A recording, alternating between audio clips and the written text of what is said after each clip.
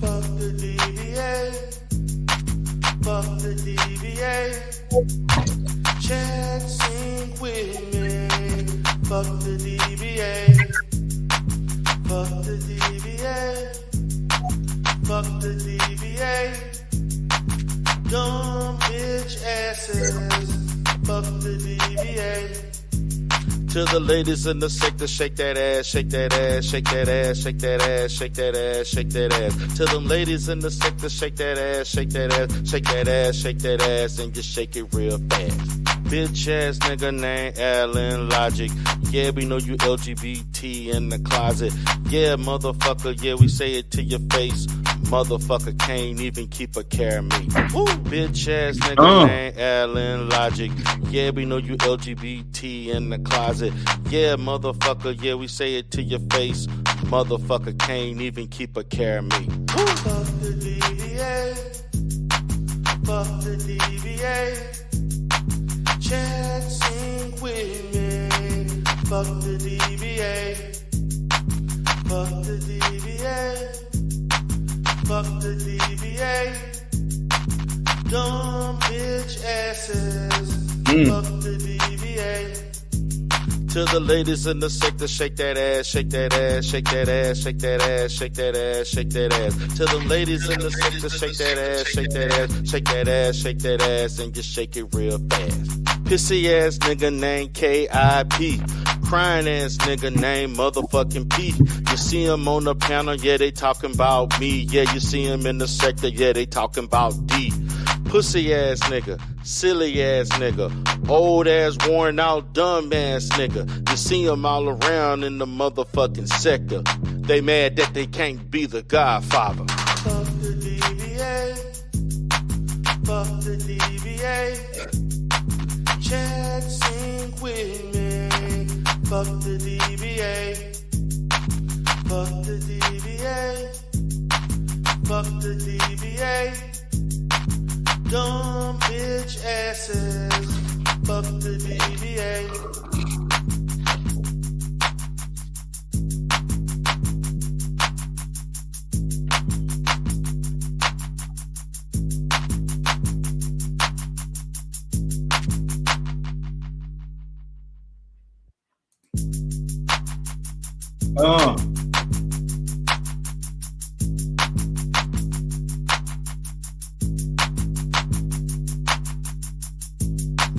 Fuck the DBA.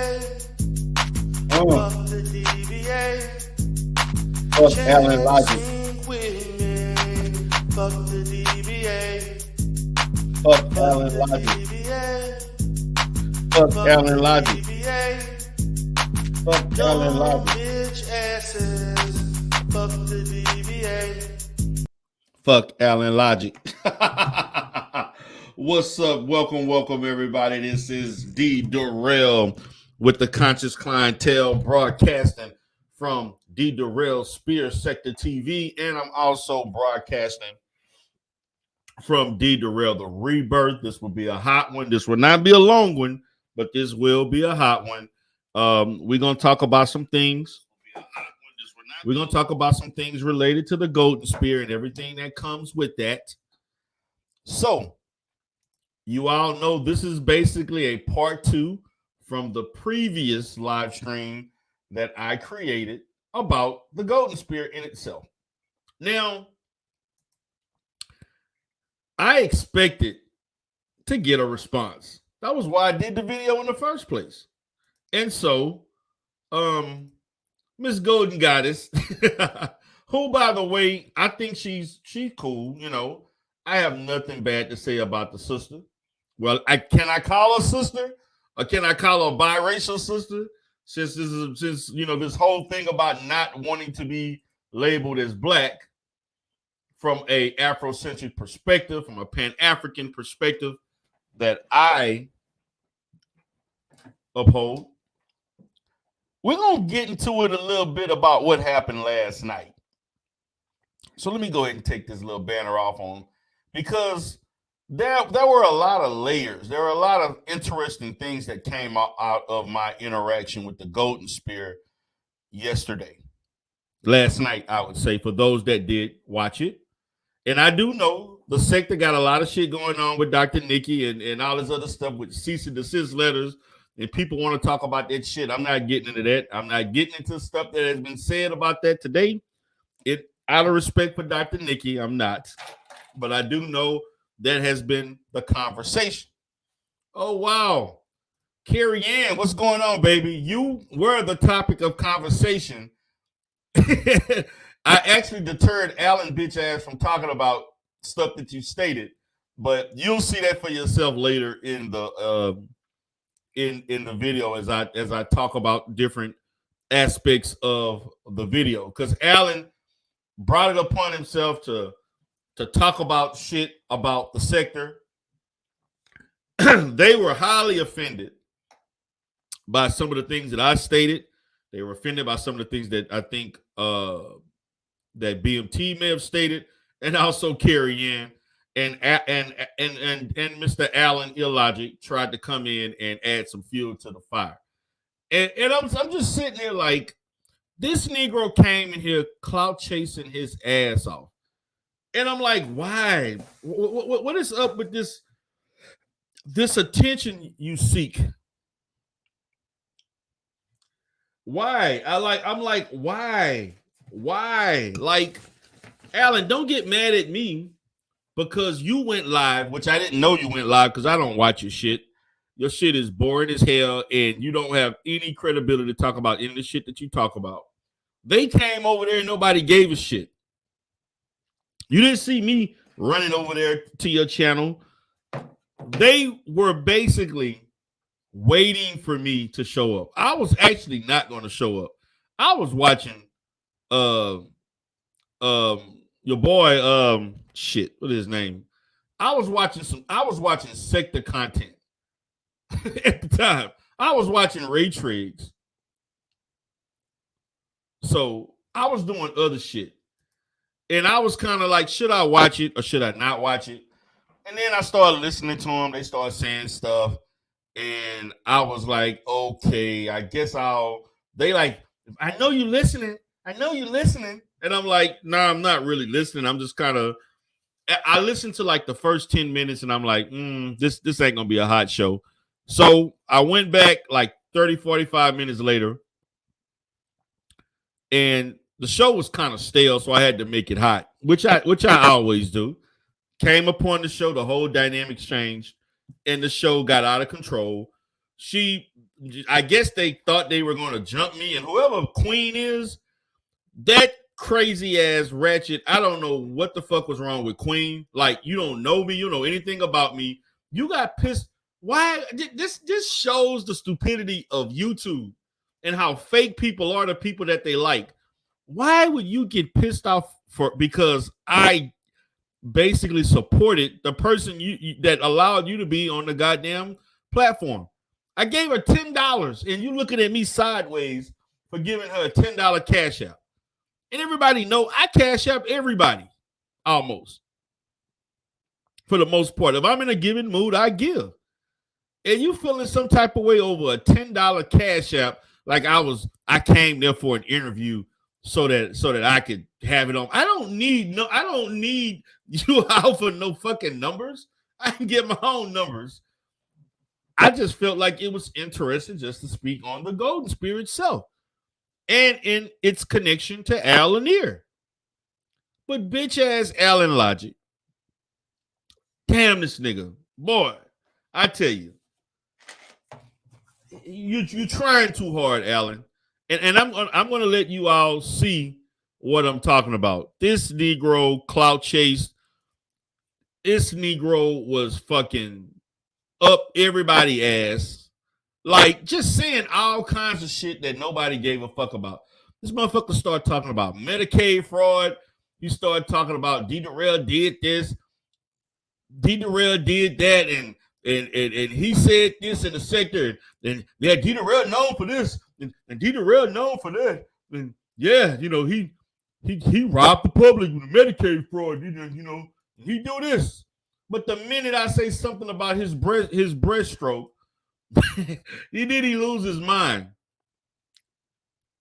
Like, dude, like, get out of it. I didn't come there to art. Matter of fact, I didn't come there to talk to anybody but Golden Goddess or anybody that I spoke about in the content. If they had something to say, okay, I'm for the shit.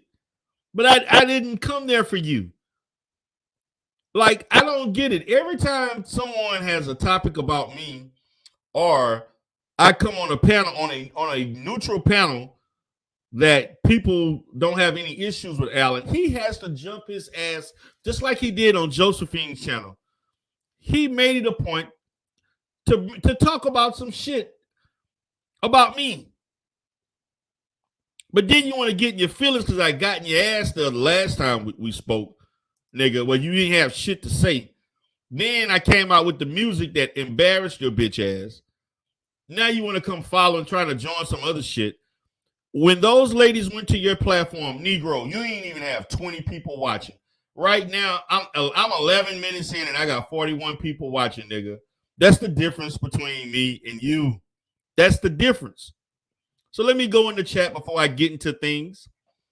Shout out to Conscious Energy. What's up, Juju? I see people in the black sector in here. I see Muslim. What's up, Marquise?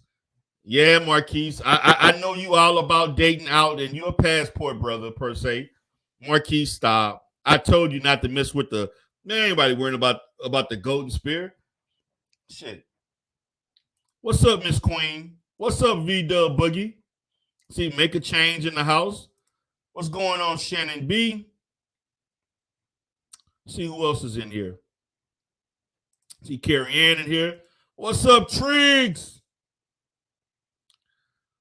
What's up, Dr. Bombay, TMK Media? Oh, yeah, I saw QT1 in there. I saw QT was up in there. I saw Chat Lives Matter in there and a few other people. I saw a few people from other black spaces, like Third War Colombian. I saw he was up in there. I saw a lot of people from a variety of sectors that were in there that familiar with me. So yeah, so let's get to it. So what I want to do, guys, and let me know if you can hear it pretty good, is that we're going to talk about.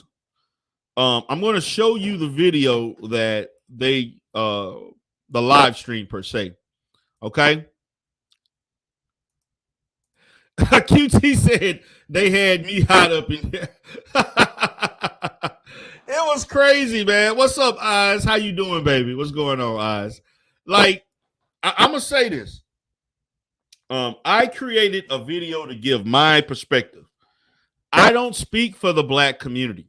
Okay, I am one voice in the black community that may have the ability to influence others. Okay, the problem with the Goldensphere is that they create a narrative as if most biracials deal with certain things. The reality is that most biracials just simply look like light-skinned black people who pass for black, and many of them you will not know that they're black. I mean that they're biracial unless they tell you. That is the reality. Most biracials don't have green, blue, gray eyes. Most of them don't have, straight hair. Most of them have somewhat curly, kinky hair at the most, wavy hair. Most of them do not have, even if they do have straight hair, their straight hair is not as straight as a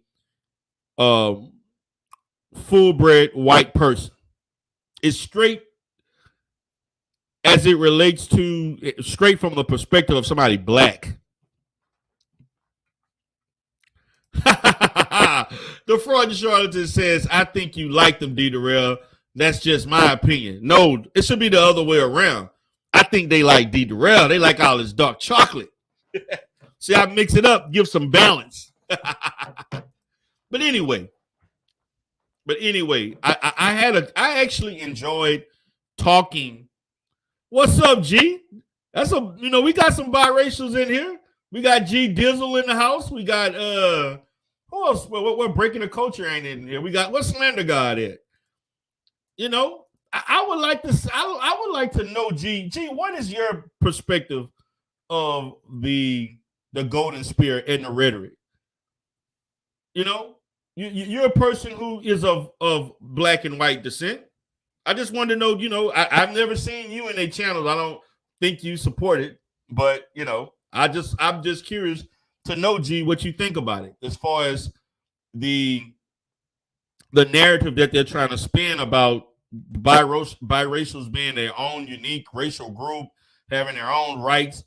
They're about segregating from the normal society. Okay, he said, I have no opinion. I do my own thing. Okay, I get you. And to me, they actually get upset, and they've even stated this, that they've had issues with other biracial people, specifically those who are mixed with black and white. They got issues with the stuff that they talk about. And many biracials, for the most part, are black identified.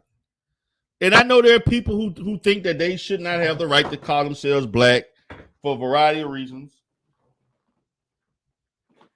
I don't have a problem with it. The reason why I don't have a problem with it, because I grew up around people who are biracial. I have some biracials in my family. And they never used the term biracial as it relates to themselves at all.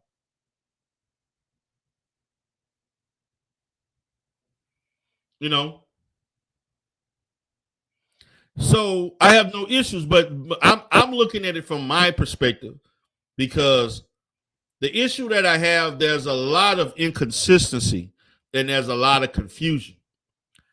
To me, my opinion, a lot of the rhetoric and the labels that they created run parallel to the LGBT community creating their own language and their own jargon about who's this and who is that as it relates to sexuality. I see the golden spear doing the same thing. I'm learning about if you have two black parents or two parents of the same race, you're monoracial. If you got two parents or whatever, you're multiracial, you're triracial, you fifth racial, 10 to the 10 power racial. I'm like, what the fuck is that? Then you got people talking about you're multi-generational. I'm like, what the? This is to me parallel to the LGBT community, creating your own jargon, creating more confusion. Also, as I think about this, I think about the fact that I'm from Louisiana. I grew up in Cajun Creole culture. At one time, Creole people, who for them would be classified as multi-generational, biracial, whatever, they wanted to separate and have their own unique racial group. They actually did that in the early 20th century, early to mid 20th century. It failed because white people would not allow them to do so. And I'm pretty sure there probably were other unique ethnic groups or subgroups that may have attempted to do the same thing. And unfortunately, the law of the land would not allow such. So I just wanted to preface my standpoint of last night before I go in and talk about it. If the position is, I think that the golden spear is inconsistent. Also, the fact I was a bit disappointed that they were dismissive of research and dismissive of science. The Atlantic Creole said, golden spear full of bum tragics. Stop. I'm going to say this. I mean, Golden Goddess was cool, man. Golden Goddess was cool. I have nothing bad to say about it. I just will agree to disagree on her talking points. I do feel that people who are biracial should have a safe space on YouTube or even support groups if they're dealing with issues that are germane to biracials in itself and no one else. However, again, as I told them, we have to quit being ideological when it comes to what you want versus what is logical or what is practical. And that's where they lose me. When you're talking about creating your own biracial societies and you have your own biracial neighborhoods and all this stuff, that's just not practical. Excuse me. Excuse me. And then they spoke on biracial people in other nations, such as I think they talked about, I think maybe Great Britain and another Asian country where biracials were able to develop their own communities. And what they don't understand, yeah, they created those communities, but it was because they were exiled from the community that they were in. No matter what race it was, they were basically exiled from those communities, so they created their own. And so I really think I'm speaking to the average person. Number one, there's only a small percentage of people who are biracial in this country. Second thing, overwhelmingly most biracials, particularly when they're mixed with black, consider themselves black, regardless of how ambiguous they look. And that's just the facts. I don't care what country you go to. The only biracials that refuse to think that they're black, which look, you have the right to do whatever you want, are those that grew up in white environments. Now, when I speak to her, because I'm hoping we're going to have a one-on-one, and I'm waiting for her to send me an email, and because I'm going to talk to her not just from a personal standpoint, I'm going to talk about my experience from a clinical standpoint, providing therapy for people of mixed race and interracial couples, and the issues that biracials who consider themselves black have to go through dealing with their families on both sides. And I'm gonna be honest with you. I'm gonna let you know it's not pretty. It is not pretty. It is not pretty. The racism that many biracials go through to the non-black side of the family. And yes, of course, on the black side, you know how we do it.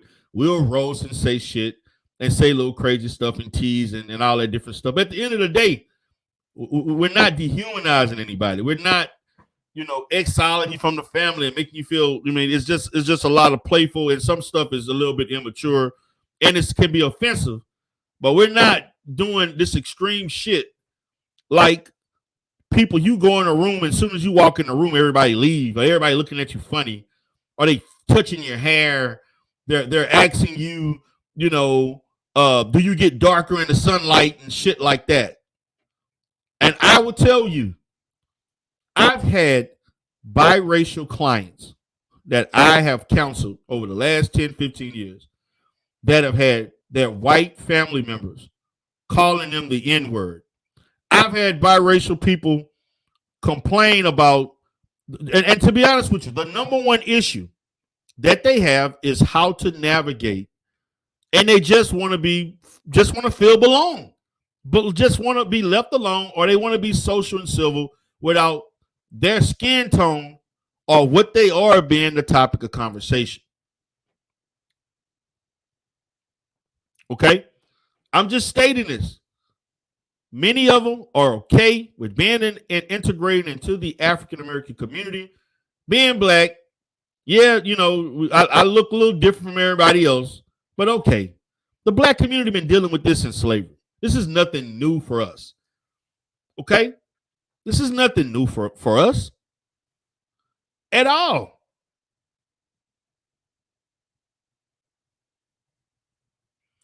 this is not a new dilemma. This is something that has been going on for hundreds of years. So I hear the black community is not a monolith, and we have different perspectives as it relates to people who are mixed. And to me, of course, the majority who we're speaking of are those who are actually mixed black and white, although, particularly in Texas and Western states, you see, and like New York, Florida, you see a lot of people who are mixed black and Latin or Hispanic. There's a whole influx of people who are maybe black and Asian. Exactly, G. I told them this last night. I actually told them this. I said the exact same thing. I said outside of YouTube, I never hear these conversations about. I've never heard this, and I know biracials. Matter of fact, I have a cousin right now who has a wife who is maybe the same skin tone as Stargate. Maybe a little lighter than Stargate for those who know who Stargate is. And she actually considers herself white. And when she checks an application any box, she does not say that she's black at all. She doesn't even say she's biracial. She says, I am white. Her dad is white and her mom is black. She basically states and teaches her children and teaches her and tell everybody she white. I'm not black. Now she looked crazy as hell saying that. And she has experienced all type of issues investing her time to getting white people to like her. And they don't. It's just facts. But that's the group she wants to be affiliated with. Hey, it sounds crazy to me, but that's what she chose to do. So then you have to deal with the consequences of that. You have to deal with the consequences of that. So now I'm going to go into the video. Let's get into this video. And I'm going to let you all hear. Let me know if you all can hear this okay. But there's been a lot of talk going around in these YouTube streets. Some of these things got to be addressed, of course. What's up, Tampa? I feel like I ain't seen you in forever. This should be a good one. It should. We got a lot of stuff to address and a few good points to drop. As always, we love to drop our good points, a little bit of knowledge, our 2 cents, if you will, because everybody is always dropping their 2 cents on us, right? It's only fair. This is America, freedom of speech and all. Okay, I'm back. Hey, Third Ward.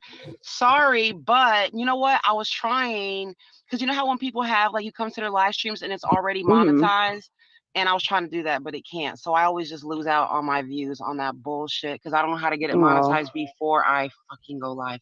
But anyways, thank you guys for coming through. All right, so hey, Nikki, how you doing? I will say though that Rob and Tracy are going bananas the last time I checked. So I don't know if everybody's over there watching right now. I should have told y'all that. Y'all might leave to go watch them. But don't worry, you haven't missed anything. It's the usual, okay? It's still going on, right? Once you leave from here, yeah, they'll still be fighting. No worries. All of the backstabbers and ungrateful bastards that are in the sector that I came from, that they say take into account. But do you want to add anything on that before I go to the next thing? I think somebody tried to come up. Chat Lives Matter said, for the record, Darrell is an individual. Yeah, and we're addressing him as an individual for sure. Yes. We're not addressing. Here we go. Now they're starting to talk about things. Not. We just I will say majority of the space has been pretty respectful and pretty open-minded. I feel like his I guess his little video or whatever has been and honestly his video wasn't even that bad. Like I wasn't offended at all. I just mainly laughed through it because he didn't know what he was talking about, but had been watching for like 11 months or however long. But oh no, I knew exactly what I was talking about, baby. You just didn't agree. I think he's actually been watching a lot longer than that, if I'm correct? Oh, yeah, he knew a lot. I'm trying to remember, if I just pressed this one or the last one? If so, then bear with me, I'll change it. They Hold on. go into the black spaces and try to create a notion of how they are different because they are biracial. Therefore, they have a different perspective, a different mindset, different treatment. And for the most part, most of them are black along with some other ethnic group. They either black, most of them are actually mixed black and Caucasian, but you may find some who are black and Mexican, who are black and Hispanic or Latin. They're black and Asian, black Indian, black, whatever else, everything but being full-blooded black people. And so, yes, the thumbnail suits them well. And the thumbnail was, what was it? Sit your black ass down Sit your black ass down. We've been told to sit our black asses down and step our biracial ass. Exactly. Y'all need to sit y'all black ass down because in normal social situations, no, and this is the thing. They don't even cam up. At least I've never seen them cam up. What is the anxiety? What is the paranoia about camming up? Show yourself. Show your biracial pride. Why are so many of you not camming up? I just want to know that. And that's going to be a question I'm going to ask Golden Goddess. Why are you not cammed up? Is there a reason for that? Ain't that the biracial experience in a fucking nutshell if you had one? And it's just so funny though, because he was like, they go into these black spaces and they're telling black people that they're different and that they have a different perspective and mindset. And my thing is, even people that are fully black, right? They don't all think the same. That is so stupid. And they don't all have the same experience as well. And the thing is, biracial people, we're biracial. There is a difference in us. What do you mean? It is different to have one white parent and one black parent and be a part of two cultures and participate and come from two cultures. No one said that the experience of the biracial is the same as someone who is full black. The issue is that there's a large percentage of biracials that did not have their father or one of the parents. See, why don't we not talk about the real issues of white apathy or non-black apathy towards their black children? The shame that a lot of white mothers may give up their kids or they won't take care of those children. Why don't we talk about the fact that some of these other cultures don't even acknowledge your children? Yeah, we want to talk about the experience. You're damn right, because black people with both parents don't have to deal with that type of ignorance. That's the difference. And yeah, G, I am broadcasting from two different channels. I'm broadcasting from D. Durrell Spears Sectors TV, and I'm also broadcasting from D. Durrell The Rebirth. The reason why is because I'm in the Umar sector, which we've had interaction with them, and also from pretty much the black sectors or sectors around the manosphere per se. They talk about the manosphere, which they've been in those sectors. But let me continue. While being biracial. Exactly. And biracial does not mean that we are white or black. We're literally both. Like we're a new race. You're a new race. First of all, people of multiple racial groups or more than one, that's not anything new to the world. That's not new to the world. Cleopatra was mixed. The Ptolemy family, that was the last ruling family of Egypt that were of color, of African, of some African descent, they were biracial. There were tons of people that Europeans don't want you to know that had other ancestry. That has happened throughout the world for thousands of years. We're not white. We're not black. We're literally a new race. And I don't understand how that's like such a mind fuck for people. But once, because I'm very into Black history, hello, I'm part Black. And after looking at the history, I can understand why a lot of the old heads and the old generation have this way of thinking because of the one drop rule. But the thing that they don't understand about the one drop rule and the history of it is the one drop rule was specifically made to affect mixed people, not Black people, by classifying them as just Black, taking away their racial identity. That's why there are no mixed race communities only in America. No, the one drop rule was to protect whiteness. Had nothing to do about you. It was about protecting white supremacy and not allowing people that of your ilk to pass, which some of you were able to pass, many of you were not. It was not about you. It was about protecting their power. But on the other side of the world, there have always been mixed race communities and they have their own history and their own culture and blah, blah, blah. America is a special case. By the way, they did not always classify us as just Black. The one drop rule, I guess, came in like maybe somewhere in the 60s or something like that. Went into effect somewhere around that. We had always been classified. The one drop rule been around since slavery. I don't know what you're talking about. Since Reconstruction. Separately. And then one day they just decided to make the one drop rule to try to affect the biracial people. And they one dropped us Black. Because they didn't want us having any access to resources, any rights of our other parent. Yeah, of our other parent, like say they were wealthy, they did not want us to have that because we would have rights to that because we are their children. And then they were afraid that we would also help Black people, which we have historically done since the beginning of time. Oh my God. See, this is why I missed part of this and I had to check the replay. The reason why the people who are classified would be classified now as biracial back in the day helped Black people. You know why they helped them? They helped them because they thought that they were Black. It had shit to do with being biracial, being different. It had everything to do with that they didn't see themselves any different from any Black person.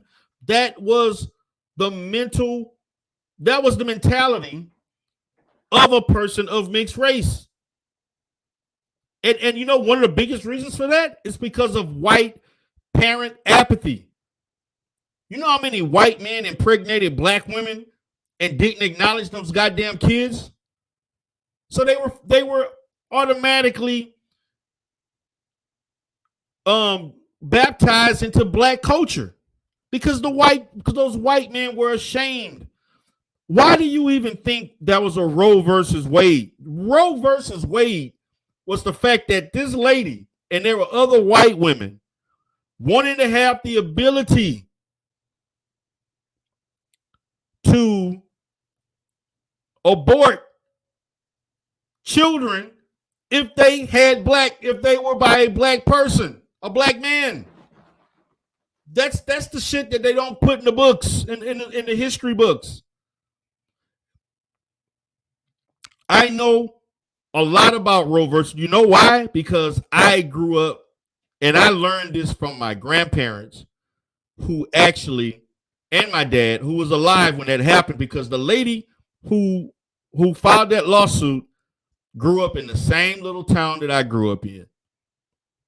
And that's facts. For those that want to look it up, you'll find it out.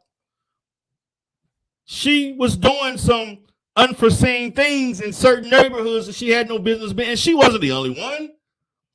There were other white people going into certain areas in the country where I'm from, doing what they were doing. This has been a dynamic of American culture that is taboo and not really talked about, is the fact that white sexual curiosity about Black people and over-sexualization of Black women and to some extent, black men.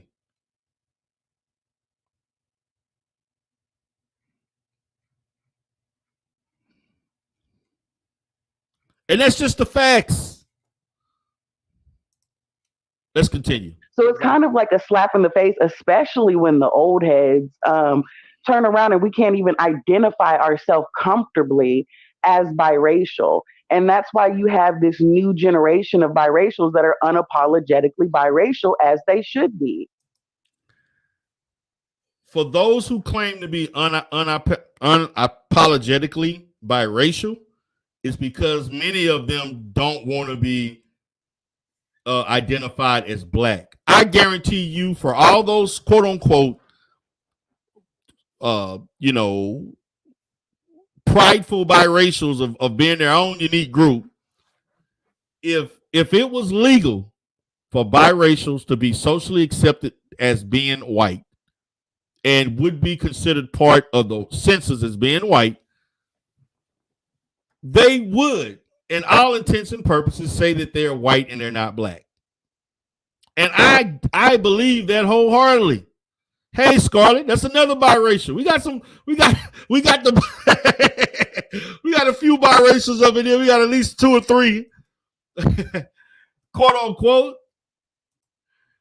This shit is crazy, man. Like, so that means we want to stop biracials from saying the N-word. Y'all can't say nigga no more. Y'all know, y'all hold no. We're going to treat you like any other group.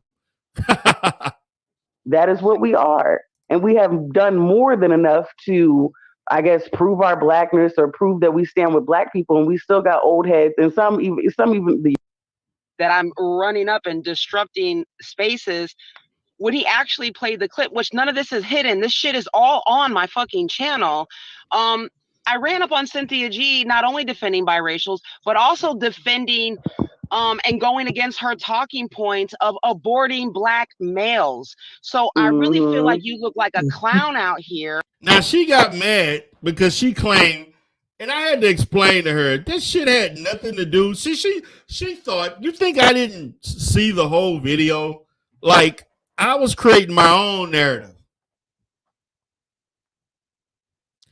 I create my own narrative. You interacted with B1 Network, Taz Abusives and Nala the Roach, basically, and I don't agree with them with much, but you came in there trying to give a biracial overtone to whatever they were talking about that it was irrelevant to. And they had the right to call you out for that. As far as Cynthia G,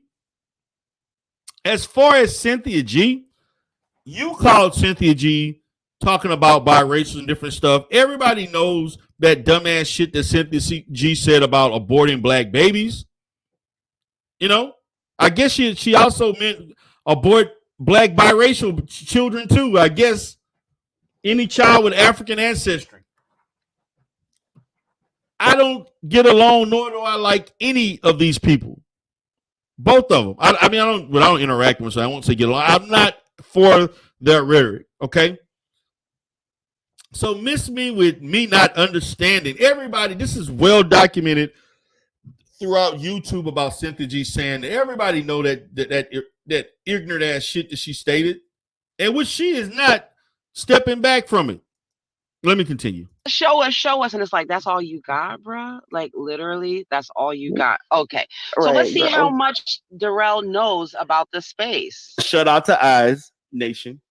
Wait a minute. And then they want to think, how much do I know? Who claimed? First of all, I never claimed to know a large amount because I'm be honest with you, I am not intrigued by watching ignorance. A lot of ignorant rhetoric from people that don't want to be black. And I come from a pro-black perspective. Okay? My position is, and this is my personal position, is that if you have one black parent, I consider you black. Now, you don't have to agree with that. Just like those who claim that biracial people are not black. I don't agree with your stance, but I respect it. So why is it that people have an issue with me having my own perspective, but it can't be reciprocated? Please help me understand that. But let's continue. Eyes Antonia, shout out to you. Appreciate the video that you created, and you allowed Golden Goddess to come on your panel. And it was a very, very cordial exchange. And she gave her perspective. But see, guys, I'm going to show you all the real goddess, Golden Goddess. See, not that little, commercial shit that she showed to you. She was upset that I actually showed her in confrontation with other people. That's what her issue was. I showed her yelling, cursing, and saying all kinds of shit. And I just wanted to expose her interaction. Of course, it wasn't going to be pretty. The intent was not to make it look nice and cookie cutter and shit. Come on. Stop it.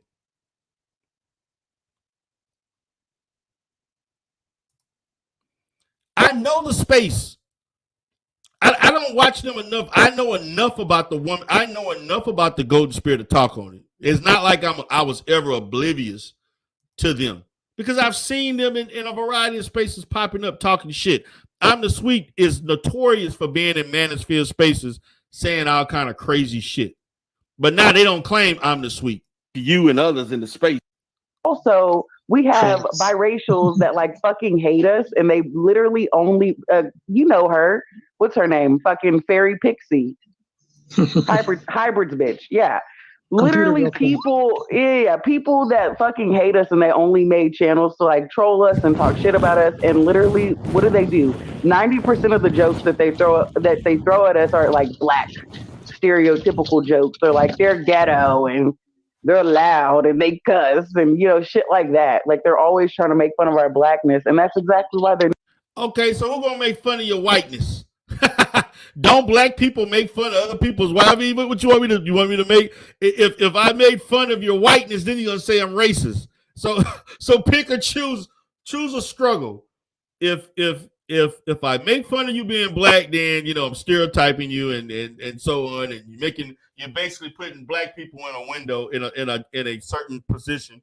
So if I make fun of your whiteness, which nobody is confusing you with, then I guess I'm racist.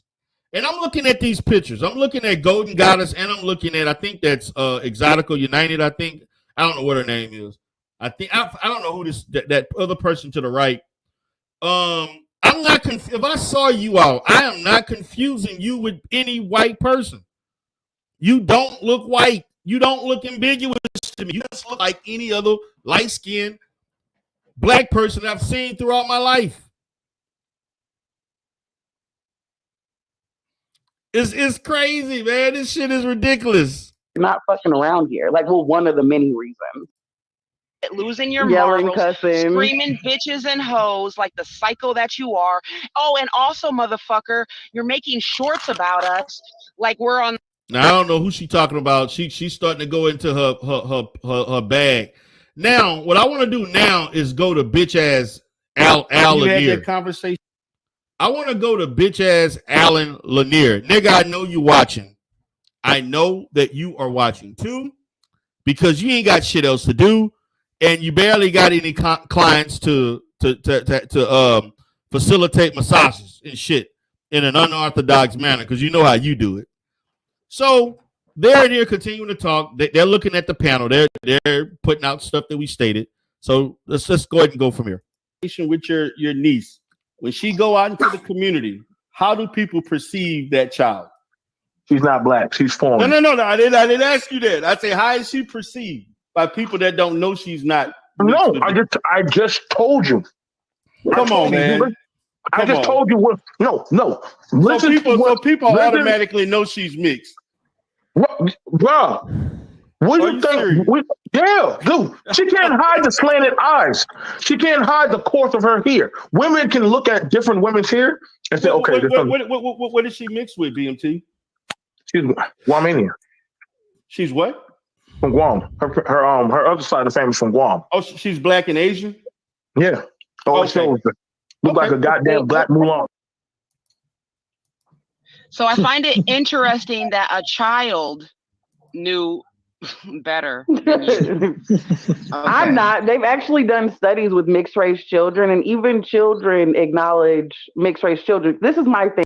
First of all, children, you also know children, also with children, they don't acknowledge racism either until they grow up and realize that they can get certain benefits and certain advantages and privileges. Most white children, young, don't acknowledge racism until they ass grow up and they change their fucking mind. So what does that have to do with anything? You know, that's irrelevant. Kids are always open to shit. Thing with the whole argument is like, oh, the whole world is going to see you as black. You must not know the term ambiguous, and a lot of mixed race people look ambiguous. No, they don't. They don't. There are ambiguous looking black people who got two black parents. See, this is grounded in subjectivity. I'm from Louisiana. We have a high percentage of light-skinned people, Creole people per se. We have a high rate of, one of the highest rates in the country of racial mixing.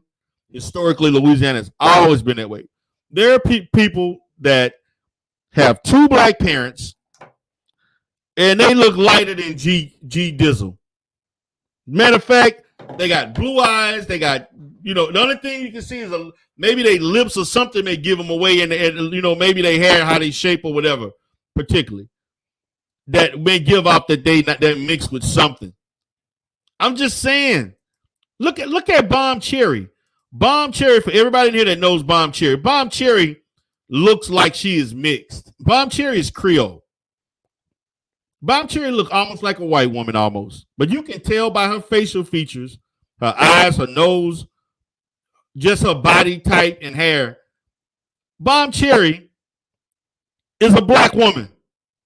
And I don't know anybody on YouTube look whiter than Bomb Cherry. Come on now. Come on. Let's continue. That means they look like several different other ethnic groups. It's just human nature. That's what. Respectfully. Yeah, we all. Now, bitch ass. Now, excuse me, guys, but I have to play this for those in other sectors. This Negro named Alan Logic had to interject himself in a conversation that nobody really gave a fuck to hear from him. So I'm gonna let him speak. People don't agree on everything. This is not. Tell y'all something about this D-Darrell, so-called D-Darrell speech. Now notice the first thing that came out of his mouth was, "Let me tell you about this dude named D-Darrell." He's he's an idiot. All right, that's the first thing you gotta know. He's too stupid. I don't know what to tell you. The thing is, what he did was he's tried to play off my scales, the ones that I use over there when I'm doing. This nigga said I tried to play off his scales. Nobody's talking about that dumbass shit that you got from that you read from fucking ancient Egypt, some fucking Egyptology shit that you don't even understand. But let me continue. We heard about you with the scales. You determined who's black, right? Yeah, he heard about the scales. I want to know that method. Yeah. Explain it. Oh yeah. Oh, okay. Well, it's there's a white paper on it. I should just drop the white paper edu into the chat. Should I? Well, actually, I can't see the chat, but yeah, I'll drop it. I'll drop it down. I'll put it in your comments as soon as I'm done. But yeah, it's based on. Look, everybody knows. This nigga tried to sell, trying to sell the sector his scales theory. Notice his difference, right? Difference comes with the universe. People have been looking at differences and categorizing differences for as long as people have been on the planet. Really, it's just human nature. That's what folks do. And whether you call it black, white, this, that, and the third, somebody's going to say this is this and this is that. And then once you name a thing, then you're able to measure the thing that's been named. If you call something a cat, a dog, a cow, a tree, then there are some actual parameters that Yes, go around guys, that he's thing putting us to being what sleep. it is. But okay. And so I said, as far as Black people are concerned, no, there's no people that are actually Black. There's nobody that looks like my hair. There's no people that look like the asphalt. No shit. That's symbolism, you dumb bastard. No, we know that. But social constructs are real things, folks. And what I'm saying is, like, the computer's a social construct. I mean, there's nothing that exists that people didn't do, right? So, yeah, there are social constructs and highway address. I'm sorry. I can't even bear it no more, man. He just sounds stupid and he just want to be seen. Look white to me because, like, my mother's white. I know I have a whole white family. I know what white looks like. She don't look white. She's not white passing. No, that's just like when people were saying that Meghan Markle was white passing. How? Yeah. I mean, that's weird. Yeah. She looks mixed. I feel like, people play a good. Meghan Markle looks like a fucking white woman, straight up. Her mom is mixed. Her dad is white. She has way more white in her than Black, and she looks the part. What's up, Conscious Energy? Before I go into this next snippet, what's up, brother? What's up? Can you hear me? Yeah, what's up, brother? Man, you don't mind if I do my intro, do you? Yeah, go ahead, brother. Do it. Give it to us. Already. This is Conscious Energy. Speaking to you with the spectacular vernacular. Doing it all legal so I can fly like an eagle. Family, I'm sending y'all tons and tons of good energy. Take that, take that, take that. On this beautiful day, we just, breathing in that good air. What's up, Godfather? I'm here, man. What's up, player? Man, I'm riding down in Houston, man. It's raining like a right now, bird man. That's why I'm chilling. Yeah, man. It's a rainy day in Houston, man. What's up, bro? What's on your mind, man? But yeah, man, I just want to come up real quick, man, and just congregate with the congregation for a few minutes. And I want to say this, man, about the whole biracial thing.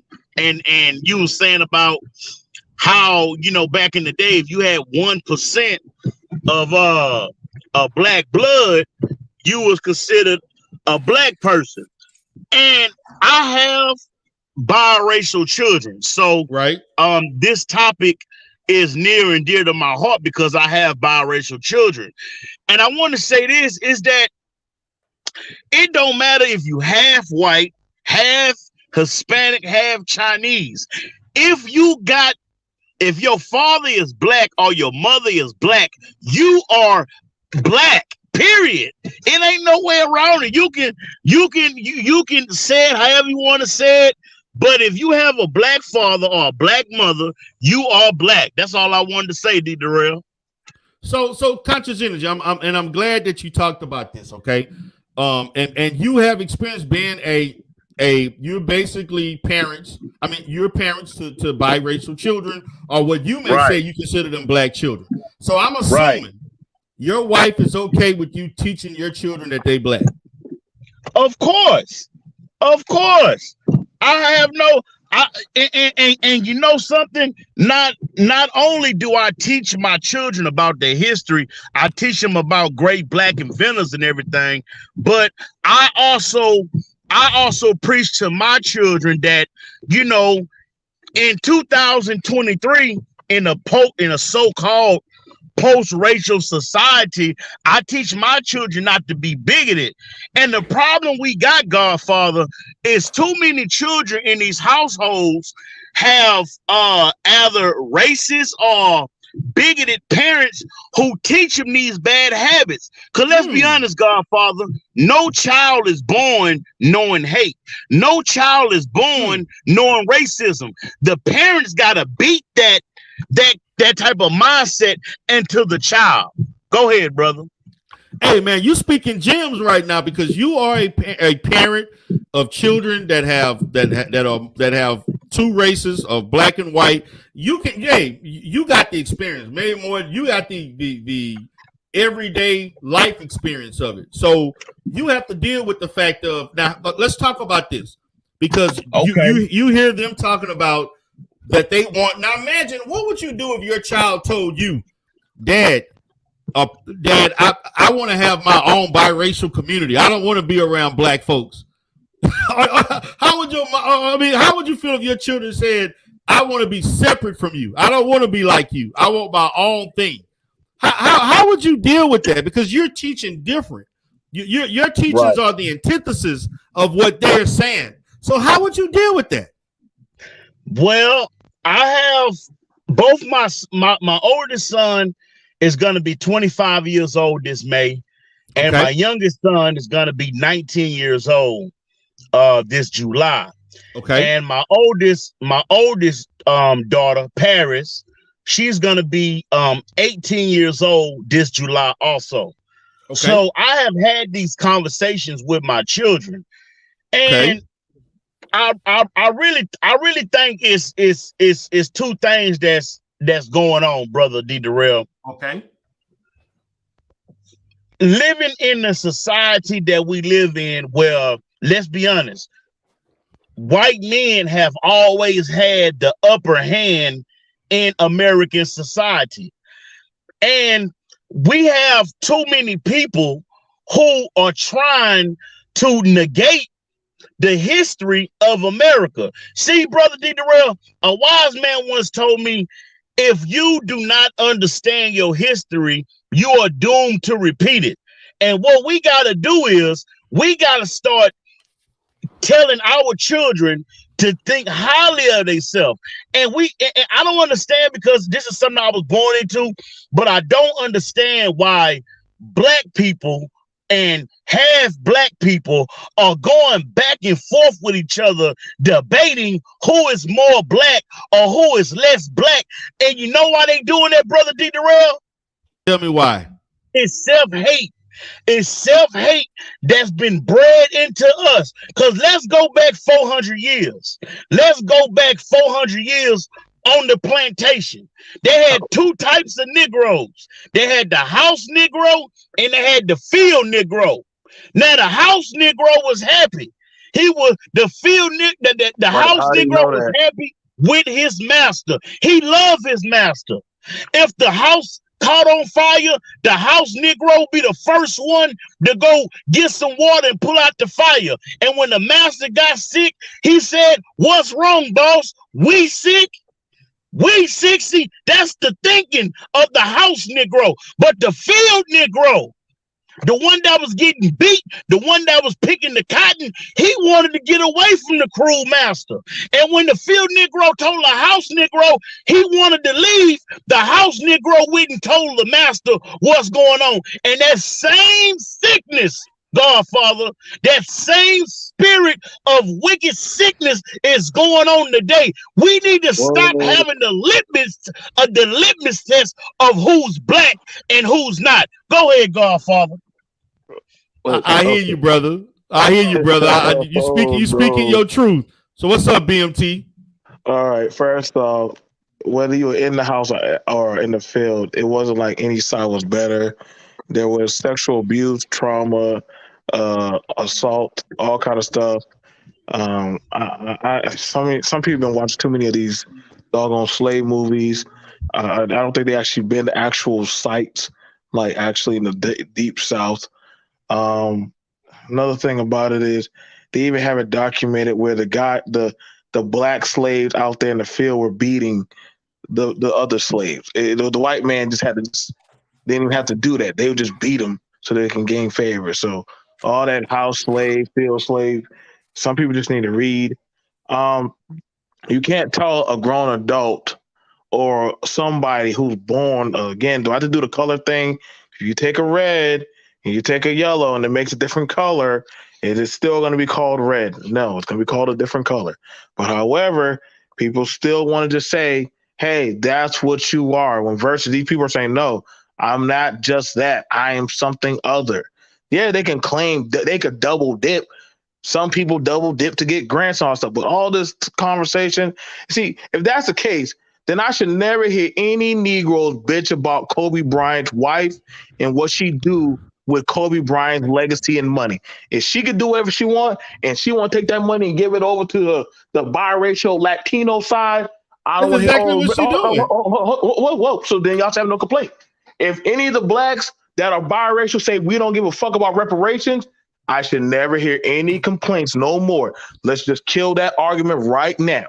Because if some of them who are jumping on Pregu or any type of political rally and say, hey, I don't agree with that shit. Y'all need to let hate. I don't see no race, but just the human race.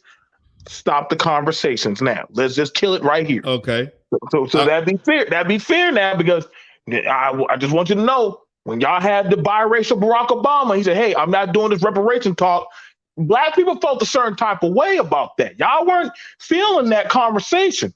Then, hey, Barack, aren't you black? Hold on. No, I'm not doing that. Y'all need to get your asses to work. So anytime, y'all want y'all to remember, find those conversations and y'all need to go wipe them out. So when the biracial people say, hey, I'm for the Latin side, getting certain immigrants over or any kind of stuff. They're already doing that.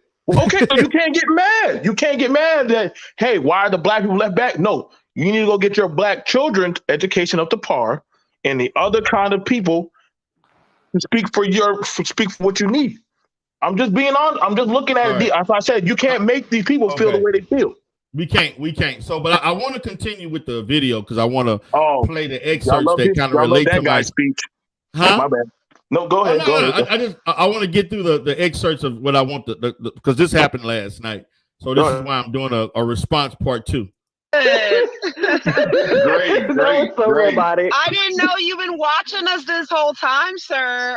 I actually was not. I was actually in my sector watching some other issues, but I did come back and forth, in and out. I just wanted to talk to you for a second, just briefly, because what I would like to do is have a one-on-one with you on my channel to discuss issues of the so-called biracial dilemma, per se, if you would be open to that.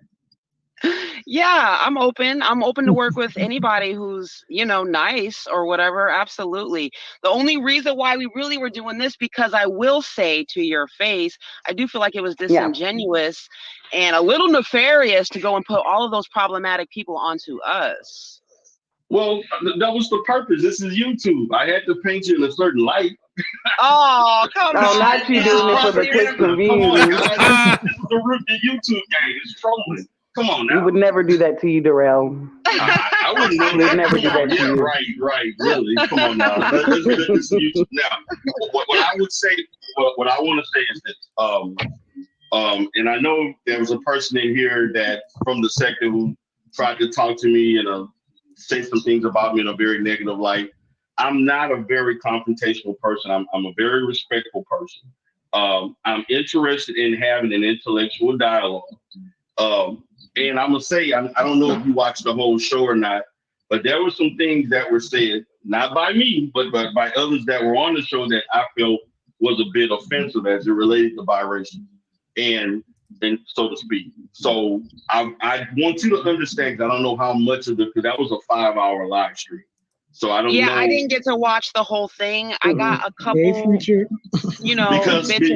because I did think, because when I first saw that you were going to go live, I actually didn't think you were going to do that, but when I saw you that you were going to go live, I thought you probably got very offended by some things. So there were some very negative things that were said about it. No, nobody's really offended. Somebody has to mute. Y'all got to mute. Oh, I'm sorry. Well, you're talking. Go ahead, but I'm saying.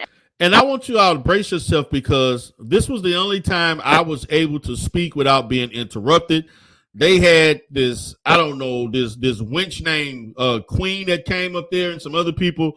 And Al, they would not allow me to say shit without interrupting. Everybody else, just because we had a little feedback going on. That might be Jose's internet, though. I don't know. So there were some things that were said that were a bit offensive. And that's why I thought you decided to go live, because there were a lot of things towards the latter half that were pretty negative. And I thought that may have kind of, made you upset or offended you, because there were I felt offended by some of the things that were said. I didn't catch everything, but I was a little bit irritated. That's why I hit your comment section, because I was like, nah, I know he's not throwing Ona on us. Hell nah. Okay. All right. You said we tried to jump Rashida Strober and then proceeded to show a video of. They did jump Rashida Strober. Rashida was arguing with 3 people on one panel, and she one person. Of EU, Exoticals United, and Rashida fighting, and us laughing, and then you called us all immature. That was pretty offensive. Okay, you felt that was offensive? Well, yeah, because also it's not true. Okay, well, because if you watch that whole stream, and now mind you, people surprisingly, I actually like Rashida Strober. You know, talk to her behind the scenes and stuff like that. I personally know Rashida Strober. Yeah, and she's nice. So, yes. But we didn't plan for her to get trolled. You know, Exoticals United decided to show up and twerk in the chat that night and troll her. But once again, that was, you know, blamed on us. You know what I mean? But that's how it works on YouTube, like you said, right? Everybody. Right. So should we hold you accountable for all the negative anti-biracial stuff they said on your panel? I will say that I will take some accountability for that because it was my channel. I'm willing to take accountability for that and course correct as it relates to that. Okay, so I'm gonna play another little clip and then I'm gonna go around and let everybody have a chance to talk. Jose, I know you haven't got a chance to say anything yet. Let me just play this clip. Ask you a question. Would there be a social benefit if there was another category, a biracial category? Because some of these people are really angry and they said that they don't want to identify with Black people and that they want their own category. And you know why? You know why they do that? Because they take on a white supremacist mindset. But would that be a social benefit though? Would that be a social benefit? Yeah, they get social benefits. I'm saying, would it be a benefit to them not being so angry? So in this part right here, there's basically AP from the Bronx, and then also BMT made comments. So they made highlights of things that we talked about here. And would it be the separation that the white people would be okay with and the Black people would be okay with, and they would have something of their own? That's my question, because this is not the first time I've heard biracial people saying that they want to identify with something other than Black or other than white. The whites don't accept them. They don't want to be associated with being Black. So would there be a social benefit if there was another category that these people could claim? No, I'm just asking, would that be a social benefit for everyone? Would it be good for everyone? No. Why is that such a bad thing? Before I let you guys speak, I do want to say that what you wanted to say, BMT? Go ahead, brother. Okay. So why is that such a bad thing? Like if people got certain benefits or certain things about them, which we know that humanity has always taken, like it's no secret. Like people, they go down to Florida to go get the dark skinned, goddamn physically attributedly fit boys to go get them in D1 schools and shit. I don't know why people make something like they don't know that. Like, I mean, nobody was like, what anybody screaming about which side of Patrick Mahomes was throwing the ball better, or like they were like, damn, that biracial boy, damn sure is good as fuck, or Tiger Woods and all these people. I mean, like, y'all make it seem like these people like, damn, I'm pro-Black. Like, y'all know they ain't doing that. Like, they got their own category where they're exceeding. I mean, you got the Naomi, the Japanese, the Black Blazing girl, and tennis. Like these people are out there winning and doing their damn stuff. Just like when Black people, when they win, they say, I'm Black and I'm Black and I'm Black, y'all. So it's kind of like, I'm not gonna lie, man. It's like, is there a problem if the biracial say, yo, I'm proudly biracial? Like, y'all gonna have to take it for what it is, or did they have to say I'm Black too? Because I'm just saying, but BMT, it's the behavior that's associated with it. It's not about the pride. It's about the behavior, at the fact that the way they act towards white people is not the same as Black.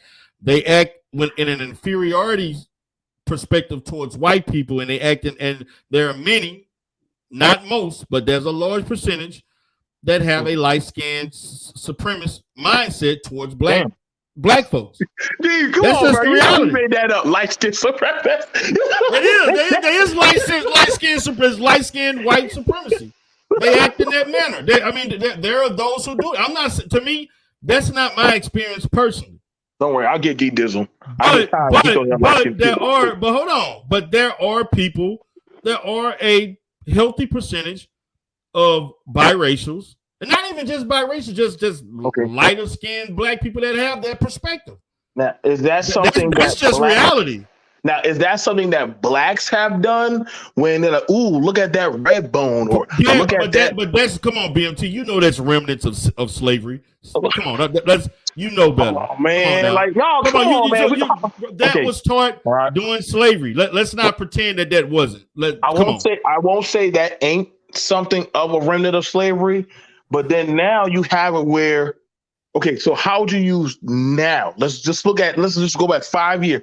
How would you use now where a lot of people are, and not saying there's not a lot of them, but we do have a lot of Black and Latins, they're mixing and mingling, and we could tell a Black and Puerto Rican or Dominican, Black, Afro Latinos, like, do you have to tell them that they're Black also? Or like they say, nah, man, like, I'm like, no, I'm Dominican. Like, they'll tell you straight up, like, they ain't gonna say I'm Black. They'll just say I'm Dominican or I'm this and that. But they don't mind dropping the N-bomb. And I say, okay, I get it, nigga. But be prepared when I punch you in your face. Like, it's like I think we want our cake and eat it too, man. Like, this gatekeeping is going to be kind of impossible. What I think is the problem with the Black community is that we are responsible for this because we're not creating standards when it comes to this. And we have to quit valuing things that are more Eurocentric looking, whether it's physical and mentality and behavior, and the standard all around. That's our problem. We value things that are not, let's say identifiably Black or uniquely Black per se. We have a value for things that are not necessarily Black. We value things outside of our community. So this is the result of that. These are some of the results of that. And that's just a fact. I'm not saying it's an ugly side of Black culture. It is. It is. I mean, like I said, man, like I get you, D. Like, I ride with you on a lot of things, man. Facts, right. So, but this one, I'm saying, like, we gotta just respect that these people just want their own bracket, man. Like, if they want their own bracket, why can't it just be? I get people say, no, they're Black. Okay, I still love my niece, but my niece had to let me know, like, look, yo, you gotta respect. I'm not like you. I'm not like y'all. Wait a minute, BMT. I get what you say. I want you. What do you think about this? White people are like Black people. Some see us as Black, some don't. But my question is, tell me how many. Can she come up? Can she just come up? Yeah, she won't. I sent the link, Sheik. I'm waiting for her to come up. Come on up. Go to guys. But BMT, hold on. She's saying white people like Black people. Some see us as Black, some don't. How many white people see biracials as white? When they making money. Shit. All right. I don't care that I have never in my life. No. Lionel Richie's daughter, the girl who plays in Park and Recreation, that girl has been only playing white roles, and nobody knew that was a goddamn Negro. Like, I was like, holy shit. You talking about the one that did the reality shows? Well, her name is, she plays as Ann in Park and Recreation. Like, she's funny as fuck. She plays on a lot. Like, some black people can pass as white folks, and y'all never know. They play a lot. But Lionel Richie, oldest daughter, what was her name? The one that did the stuff with that's one of them. That's one of them. Hold on, but I want to preface this. She stated on a Barbara Walters interview that she considered herself Black. And I ain't even think, and she was one of the, I didn't even think she didn't strike me. And I got the receipts to show that. But I remember Barbara Walters, remember her and Paris Hilton got in this big fight and they stopped talking to each other, right? Barbara Walters, I think she interviewed her on ABC like maybe a year or 6 months after that happened. And Barbara asked her about, her ethnicity and so forth. And what does she consider herself and stuff? And she said, I consider myself basically Black. And I wouldn't even thought that Nicole Richie would have even said that, but she did. But see, this is the problem when it comes to this, BMT. You see, there are Black people who look ambiguous that have two Black parents. Yo. I'll cash out any biracial to come over. There's a lot of dynamics to this. It's not simplified to the fact that you're simplified to the fact that you got one black parent, one white parent, or whatever. There are people who look white who are not. Period. They don't have their grandparent ain't black, ain't white, nor is the parent white. But they just looked at that. They used the term something called MGM, multi-generational, multicultural, some BS term that they brought up, whatever. And to me, when you start bringing up these terms and had these, you sounded like the LGBT community now, but you're just making up shit and making up titles to fit what you want. But I yield to you. Go ahead, brother. Okay, so all right, and if any biracial come up here, I myself will cash app you $8 to $10. What's wrong? Golden Goddess? I'll cash app you. I'll cash app you. I'll cash app y'all. There won't be no tax.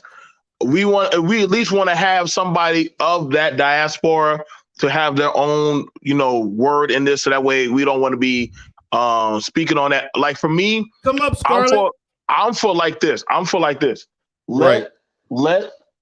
the blacks want to fix their shit, then it's gonna be the blacks that are gonna have to fix their shit. But for the biracials, I'm saying I'm being honest. Like I'm just watching. For me as a black man, I seem like sometimes we like to claim them as black when they're winning, or just like other races like to claim the biracials when they're winning. Other than that, the motherfucker. We don't be fucking with them like that unless it's like, ooh, that's a bad red bone, or that's a pretty boy with good hair and shit. Other than that, y'all know damn well they the goddamn awkward child in the goddamn group. Not trying to pick at them, but they definitely don't be. Come on, man. Stop. Why y'all be pretending like these? All right, so listen. So I came up here because I'm not a punk. I guess I'm the one who's realistic. Listen, I came up here because I'm not a punk, but let's keep it cute, okay? So BMT, you gonna cash out Golden Goddess? Yeah. Put it in the back chat. I got it. I didn't come up here for the cash app. I came up here because I'm not a punk. But like I said, let's just keep it cute though, because I don't want to fight and shit. No, nobody has to fight. I mean, that's what they did last night to me when they didn't allow me to speak. But I didn't participate in that. I tried to. I know you did, but remember we said we have to be accountable for our platforms, right? No, you said that. I'm not accountable. Yeah, yes, we did. Didn't you ask? Wait a minute, Golden Goddess. Did you ask? No. I'm only accountable for myself. Wait a minute. I just played the receipt. I played the receipt of you saying that. Replay it. Okay, let me go back and play the receipt. You took accountability for people on your platform. So I'm asking you to do the same. I don't have to do what you do. But anyway, let's just move forward. So now you refuse to take accountability, but you won't. Why would I? I didn't even know that you and Alan were ops or whatever. I didn't even know nothing about that. I didn't know Queen was gonna be out of her damn mind. Oh, she's nice. Queen's nice. She didn't even allow me to speak. But I'm gonna go ahead and give you the floor. Allow you to give feedback on what you're hearing, issues, your opinion. We welcome it. Yeah.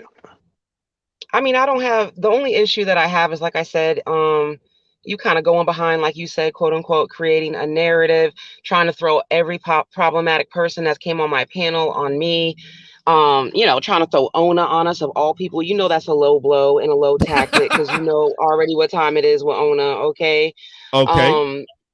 And I guess I just come out here because I do think it's important for biracial people to identify with what they are. Like, you want to talk about statistics and all that. I'm not going to come up here and claim to be, like I know everything about everything, but I do know that we do have the highest like suicide rates and all this stuff and all these different issues. I think it's very important for us to identify with what we are so that we don't have that confusion in our lives. And it's okay for us to claim what you are can be seen in a subjective manner, because if you're going to say that, then what you're telling is the biracials who identify themselves as black shouldn't identify themselves as black. Well, I mean, it's kind of hard. You don't want to identity police people, but yeah, I do think that they should identify as what they are. Yeah, I think they look foolish and a lot of them will drag other biracial people for identifying for what they are as well. Yeah, they look foolish. Absolutely. Okay, so they look foolish for identifying themselves as being black. Even though they look they don't look like some of these guys look like they don't have a lick of white in their blood, which I have. Yeah, but you're seen talking some. about the minority, where the majority of biracial people look mixed. So I mean, that's really doesn't matter. What is looking mixed? Describe to me what is that. I'm not gonna play semantics because you know exactly what I'm because talking about. no. Come on, The G. in between, Come on, We having the this in an intelligent between, conversation. That the what in is being between, what is in between? What is that? the stereotypical biracial look or whatever, you know. And so there are white passing biracials and there are black passing biracials, right? But most of us aren't white passing or black passing. You know, most of us fall into the ambiguous zone. Right. You know, most people, when you say, okay, you look like a light-skinned black person, a black woman, okay, that's subjective, but most people that I meet in real life, they oftentimes, most of the time, think that I am like a Latino, Hispanic, even other Latinos and Hispanic people. So, right, and I've seen so that happen there's before. no way that I would be disingenuous to say that I live the same life or have had the same experiences as a dark-skinned black woman. That would be disingenuous for me to say that because I have not. But Golden Goddess, there are black people who don't have white parents who look also Hispanic, also that look lighter than I know black people that look lighter than you, than that picture that I see that have two black parents or two black grandparents. Yeah, and they just like you said, Bomb Cherry, right? You just said she's Creole, she's multi-generationally mixed. That's why. No, they don't say that. So she has two mixed parents probably that probably identify as black, but more than likely, I don't know. I don't know what her ancestry is. I'm just saying. You said she was Creole. I would assume. Yeah, but there are a lot of black Creoles. There's a lot. There are, but looking at her and her phenotype, and then you saying that she's Creole, that's why I said I would assume that she would be multi-generationally mixed. But that's not always the case. Look at Lashid for you. She did her DNA ancestry, and she was what, I don't know, 90-something% black. So yeah, it can happen, but the majority of the time it's because of heavy admixture, you know. Well, most black people have something else besides just black in it. So if you're gonna say that all black people are multi-generational, whatever you want to call it, that I would say to be technical, everybody. yeah. To be technical, yeah. So what is that? What is that? That's not really the same thing as being biracial, though. You know what I mean? Well, you made the term. I didn't make the. I mean, if you, I didn't make. When I came to these spaces, the term was already there. You know. So where did that term come from? I don't know. Like I said, when I came to the spaces, it was already there. Come on. So see, I mean, can't you look it up? I've had people on my streams that say it's actually like in the dictionary or whatever. Can you look it up on your computer and see? It sounds like YouTube jargon to me. That's what it sounds like to me. Well, can you look it up and see if the term actually exists, or is it just YouTube jargon? Which one is it? So I'm pretty sure it actually really exists. It's called what again? Multi-generationally mixed. Mm-hmm. There are people that, as they like different attributes, like I said, like my niece, she can't hide the Asian genetics of her. Like she looks like a black Mulan walking around the rest of us. And I mean, she doesn't like it when we just place her just like, oh, you're black. She'll joke around, say, yeah, I can make some damn good fried chicken. But when we start when we started making certain jokes about, you know, Asian background, that little girl don't be playing them games with us. She snaps at us real quick. So we just said, well, you black, so I don't know why you care about that. Like, she's like, no, nigga, like, I'm biracial. Stop that shit. Like, she'll let us know. How old is your niece? My niece? Oh, she's 19. Oh, okay. I thought so she did full-on college.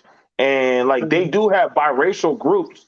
They have biracial groups where they talk and have, like, they do political conversations and all that stuff. Like, you can't, like, the thing about it is, I think some people are trying to hold on to the old ways and not understand that these people are now getting a voice and they're actually starting to, like, make their own little stake in, like, society. Like, hey, like, I get it. Like, I came from one of y'all, but we are our own group of people. Just like when I break down. But BMT, you're talking about the people who are, like,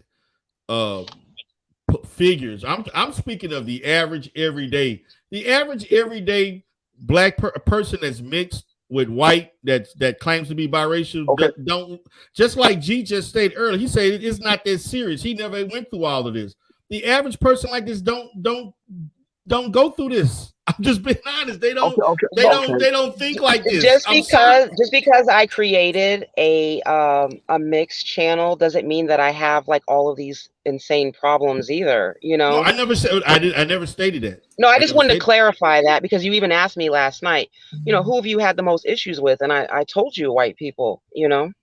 Okay. Yeah. As far as racism, you know. Yeah. It all depends on the racial group and the culture that you grow up in. That's also indicative of what your experience may be. Now, and I just don't like the narrative being pushed that it's like that biracial people having their own spaces, or which my space honestly is for everyone, but there are certain people that have this, you know, strictly biracial spaces that somehow means that these people are anti-black or they want to separate from blackness.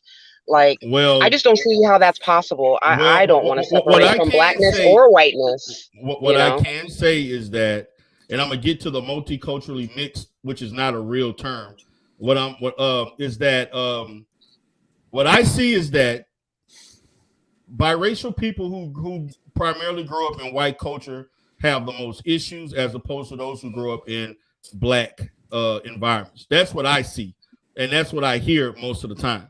That's just my perspective. The fact that we have a space. Wait a minute. Wait, let me finish my statement. And so I'm not saying that biracial, the group itself, has to be a monolith, because it's not. There are people with different experiences, different families, different things like that. I also, whenever I wanted to talk to you, I wanted to talk to you about what I clinically see in my field of work when I provide services and counseling services for those who are biracial and those who have issues for us interracial relationships, interracial marriage, and issues of dealing with racism and things regards to the dichotomy of two families that act a certain way to the biracial child. Because to me, that's where the pathology starts. Now, we can get on that because there are a lot of biracial children who, even though, yes, you two people can love each other and all this other great stuff, but my experience is that at least one of those parents has one of those sides of the family. It can be black or white, but the average biracial child that I have counseled over the last 15 years, there was at least one side of the family or both sides of the family that had issues in regards to them being mixed. And I don't disagree with that. That's a deeper. I know that. That's why I created my channel. I know that. Yeah, and so this is our struggle. Yeah. Yeah. So I want to speak to that because to me, a lot of this stuff with regards to the self-esteem of someone who is biracial and the confusion and feeling like it's a tug of war. This stuff that you're not born with these issues, like BMT talked about. This is part of the socialization based on how you look. I even had remember we talked about clout chasing, I think. Yes, didn't we talked about clout chasing last night? I think we mentioned that. Yeah. So I had a white therapist that worked for me for like 6-7 years. Her dad was black, her mom was white, but that's usually the case most of the time, but not all the time. And when she had an issue dealing with the fact that she is more comfortable around white people than black people. And she thought that I would have an issue with that being because I'm black, or because I noticed that when she would interact or she talk about things and we have like conversations. And so she would go out of her way to say some of the most stereotypical shit that was dumb. And I would say, I asked her, why are you talking and acting like this? This is a professional. Why are you saying stuff like this that you really was never, I could tell you didn't grow up around black people. I could just tell. But what was she saying? Because I really can't take your word for it, because I know you like to create narratives about biracial people. You're talking over me, Golden. Let me. I had to say that. I know you had to say that. That's why I want to give a chance to answer. Let me answer. She actually greeted me one time and said, "What's up, my G?" I'm your boss. Oh God. You do not answer me, and I'm paying you the money I'm paying you, which is a lot as a clinical social worker. Tell me what's up, my G. And then when little Susie and her mom come for family therapy, you talking in a whole different tone and extra polite and saying things and stretching the end of words and saying different things like this. So and you totally different. That's exactly. And I had to have a heart to heart with her. I just told her straight up. I think you're a wonderful counselor. I think that you're doing a great put your job. cash app in the back, G. Put your cash app in the back. But you don't have to. You need to learn to be yourself, no matter if you're around black people or white people. If people are going to accept you, they're going to accept you for who you are. You don't have to change who you are to fit in. If people have a problem with you being yourself, those are people that don't need to be around you. And after that situation, there's a couple other times she said some silly stuff and I just blew it off. And, but I remember that vividly, her telling me that. And she did it in a loud manner like that. It was like theatrical and shit. And she thought I was going to be like laughing and thought that was funny. And I did not think that was funny. I thought that was highly disrespectful and unprofessional. So that's an example. So any feedback on that? I mean, not really. I mean, if you look up code switching, I looked it up one time for a video, and it says that it kind of makes you appear to be untrustworthy, or like those type of ways when you do that. But it really is something that biracial people can do, especially if you're raised with both sides of your family. You kind of know how to talk to both both groups of people in their language, I guess you would say, even though, of course, saying what's up my G is a little bit, come on, what's up my G is a little, extra, but you know what I'm saying? Like, as far as code switching, I think it's completely normal for biracial people to do that. Black people do that all the time. Black people and I think everybody does that. Everybody code switches. It's a way of survival. Trust and believe. When Shaquetta can talk ghetto Geechee around all her cousins, when the minute her ass get in that goddamn call center, hello, how you doing? Welcome to T-Mobile. Like, I shit you not. I've done seen everybody do it. It's just everybody does it in profession. How we and talk white here people on do it YouTube. too. Right. Yes, white people do it too. Yes, they do. Right. So as I said, everybody does it. I get with G. I get with G, U, I, and D. How we talk here.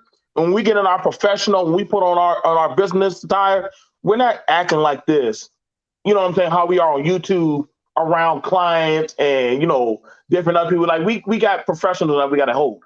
But I understand when it comes to how she addresses her boss, that right there, like, okay, like, you stepping out of, I'm your boss, you're the employee. So I get that, where you got to check them, you know what I'm saying, on that portion. I'm not against that. I'm not against that. You know what I'm saying? But I don't want to say that that's only just something that just a biracial would do. But I say everybody learns how to do that. Like, you know what I'm saying? Like, when I get around the Geechees, I go back to my Geechee roots. But when I get around Black Americans or other groups, I have different vernaculars I will use. So it's just how people are around certain types of diasporas.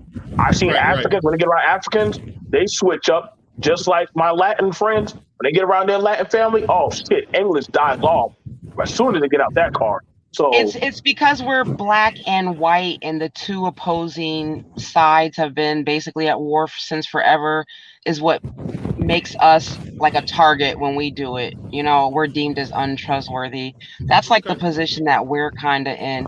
And that's really what my goal is. My goal is for like biracial people to be like cool with what they are and claim it. And hopefully that other people will tune in as well and be like, that is okay. It's not a bad thing. And that doesn't mean that we're all just, separated or divided, or like, we're just like a culture within the culture, Right. What's up, G? It's been a while, man. What up? I catch you in the clouds. Hey, G Dizzle. Hey, what's happening?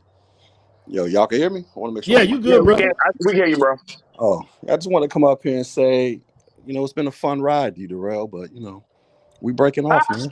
We breaking off. We breaking up. We're going to collect those. We're going to collect I knew the light still go back this time. I know what happened. Protect those light skin benefits and privileges, man. We had a fun ride, but now this is where we gotta, we gotta let y'all out the car. We gotta keep moving forward, man. Hey, I want to know. I want to also add the difference. Dak Prescott and go. I want to add the difference of like on social media, especially what I've seen in these spaces too, is that the men can literally come out and say some wild off the wall shit and like, yeah, and people laugh and it's cute. But like for whatever reason with us ladies, it is different, you know? You feel it's different? I do, yeah, because now this is my theory behind that, because my theory behind that is because and I have a lady in our sector who kind of makes light of the fact that the issue about beauty and beauty standards, and there has been within the African American community, particularly when it comes to women, about the I would say the preference of black men choosing lighter skin, exotical or mixed women over those who are unique, that are, basically stereotypically black per se, or full bred black. That seems to be some preference of that when it comes to entertainment and things of that sort in movies, where those women who look as such get or preferred more, or get those roles, or they're seen as the beauty standard for black women. Yeah, I don't have any problem with that. I get that they want to have their own representation. I mean, I don't have a problem with that. Right. But I will say that it is exaggerated too, though, because it's like you might see a movie and and everybody's black, like you said, stereotypical, and then you might have one or two light-skinned people, and it's like, oh my God, you know what I mean? Like, so it is exaggerated as well, in my opinion. But I think it's more so about the love interest. That's what it's about, is that the light skin or the mixed person is the love interest. That's really what it's about. Not that they're in the movie, that they're the love interest. Right. Mm-hmm. Okay. What's up, G? You have something you about to say? Nah, man, I'm just chiming in. Let me ask you a question, G. Yeah. So because I remember you talking about your experience. This is like a year ago, maybe a year and a half, and so forth. And so, if I'm correct, your dad is white, your mom is black, right? Yeah. Okay, I thought that was correct. So you grew up in a black environment, right? Or was it mixed? Nah, just black. I didn't grow up with my real father, so I just grew up around my black side of the family. So, like, you really don't, I guess from your perspective, being biracial, you don't really see it. Do you feel a connection with white people at all, or you don't? A connection in terms of what? Like, over and start hugging each other? Like identifying with them culturally? No, I don't. I mean, I identify as black because that's all I've been raised around. My stepdad, who's raised me, who's been married to my mother since I was 3, he's black. Everything's just been black. Now, occasionally when I do see my white side of the family, it's noticeably different.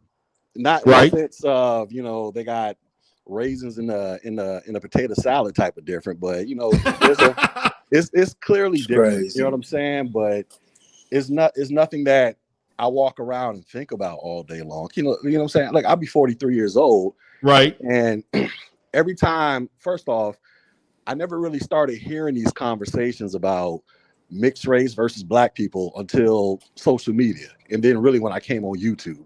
Prior to that, so I went to an HBCU, grew up around black folks. It was just a stereotypical run-of-the-mill, light skin versus dark skin. We cracking jokes on people. Now, the females, they may have taken a little bit more serious.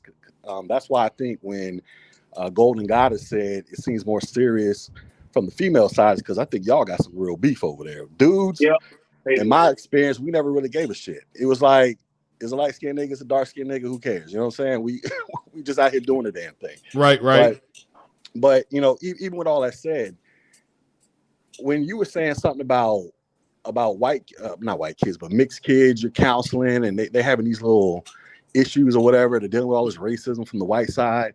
I got to be honest. And the black too. Sometimes black too. Well, what I'm saying is, I can probably count on maybe one hand or maybe just one or two fingers the amount of interactions I've had in my entire life where a white person has actually made mention of me being mixed and had a problem with it. You know what I'm saying? or the majority of these instances come from black folks. Whenever I do have them, whenever I meet a white person, or if they inquire about my race, 9 times out of 10 they always want to know, am I mixed? You know what I'm saying? Or they might, since I live in Florida, they might assume I'm Hispanic. You know what I mean?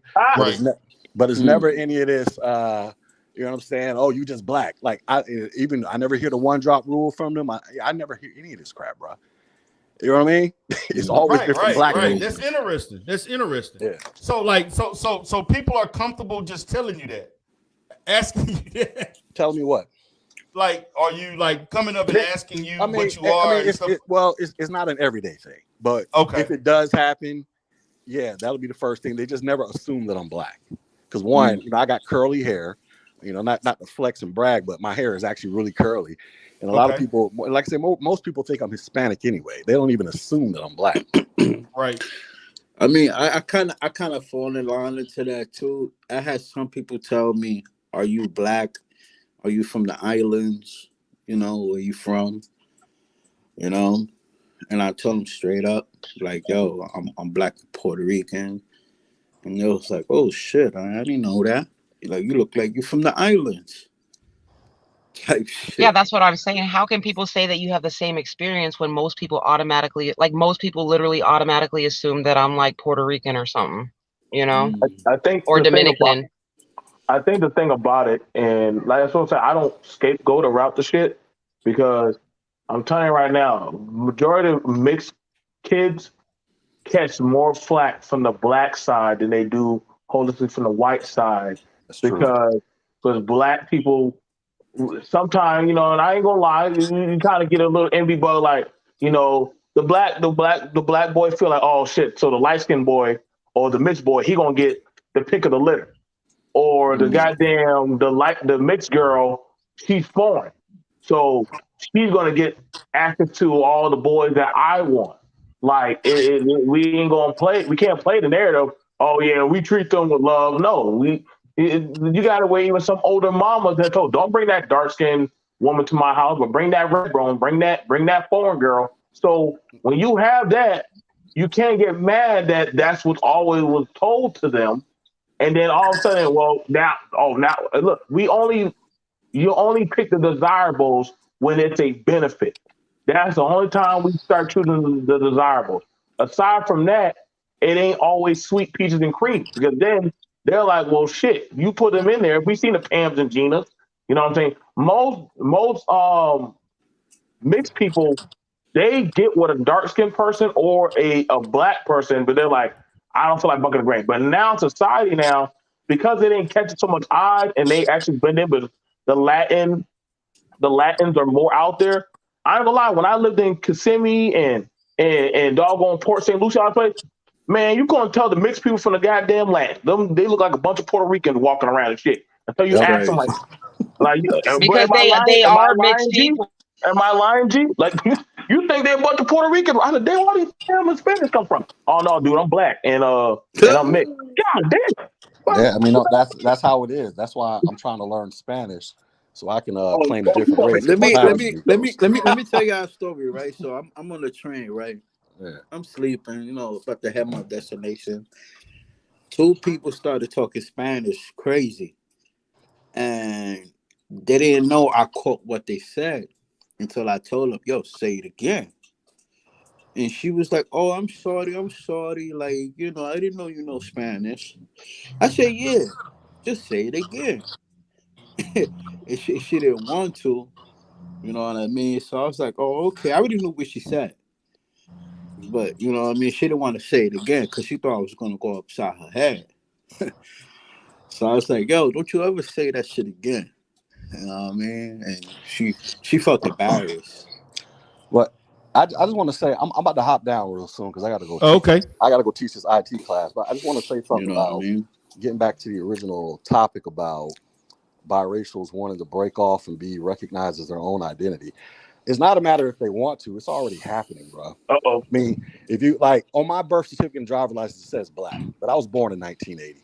If you go fill out applications today, they already have it on the forms where you can check biracial, 2 or more races. It's already happening. And then with a lot of these a lot of these younger biracials, you know, the Gen Zs and all that, you're not going to be able to tell them that they can't identify just as biracial.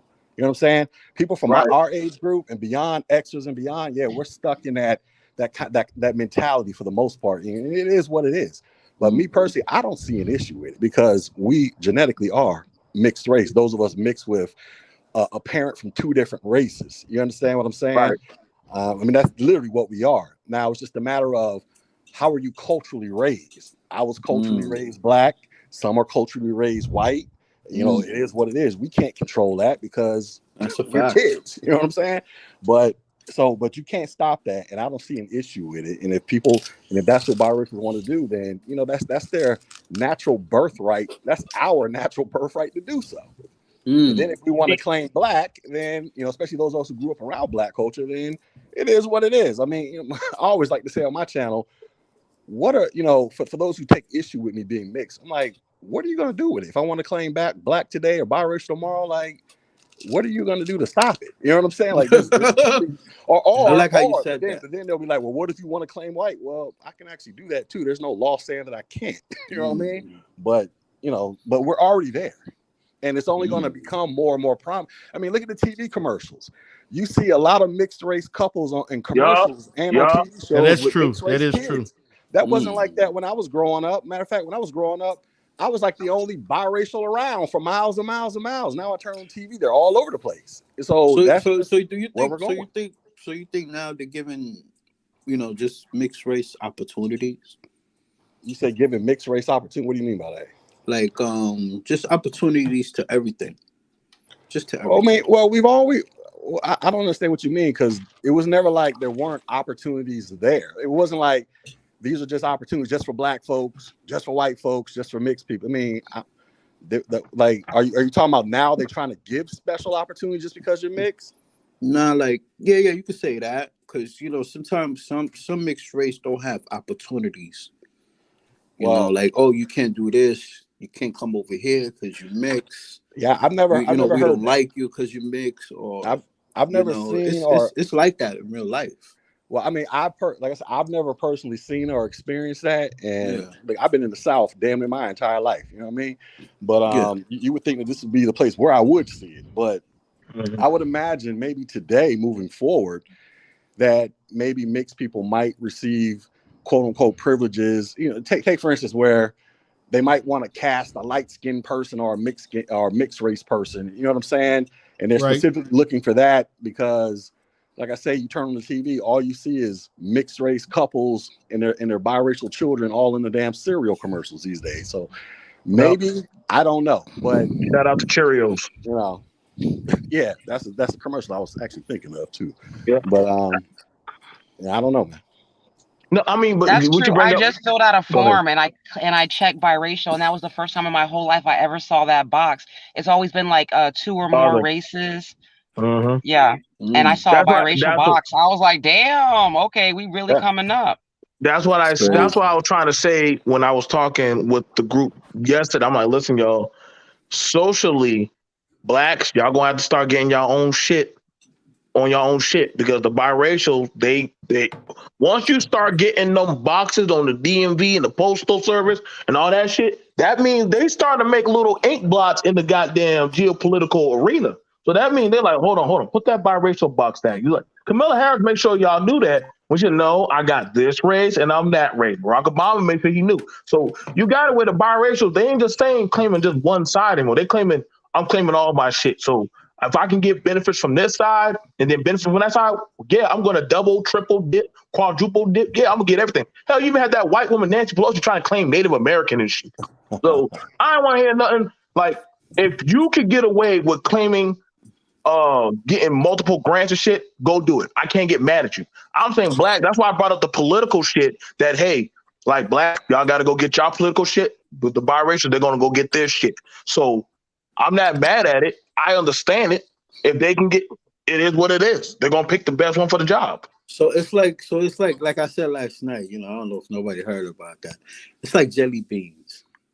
You know, you was programmed to take out the black and the white jelly bean, and you was programmed to eat the rest of the color. Why is that?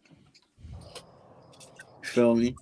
Like, why is he was programmed to take out the black and the white jelly bean? Black jelly bean tastes nasty. They taste like dark licorice. Nobody eats that shit. That's what I said last night. I'm like, 'cause they nasty. I don't Yeah, know. who eats that shit?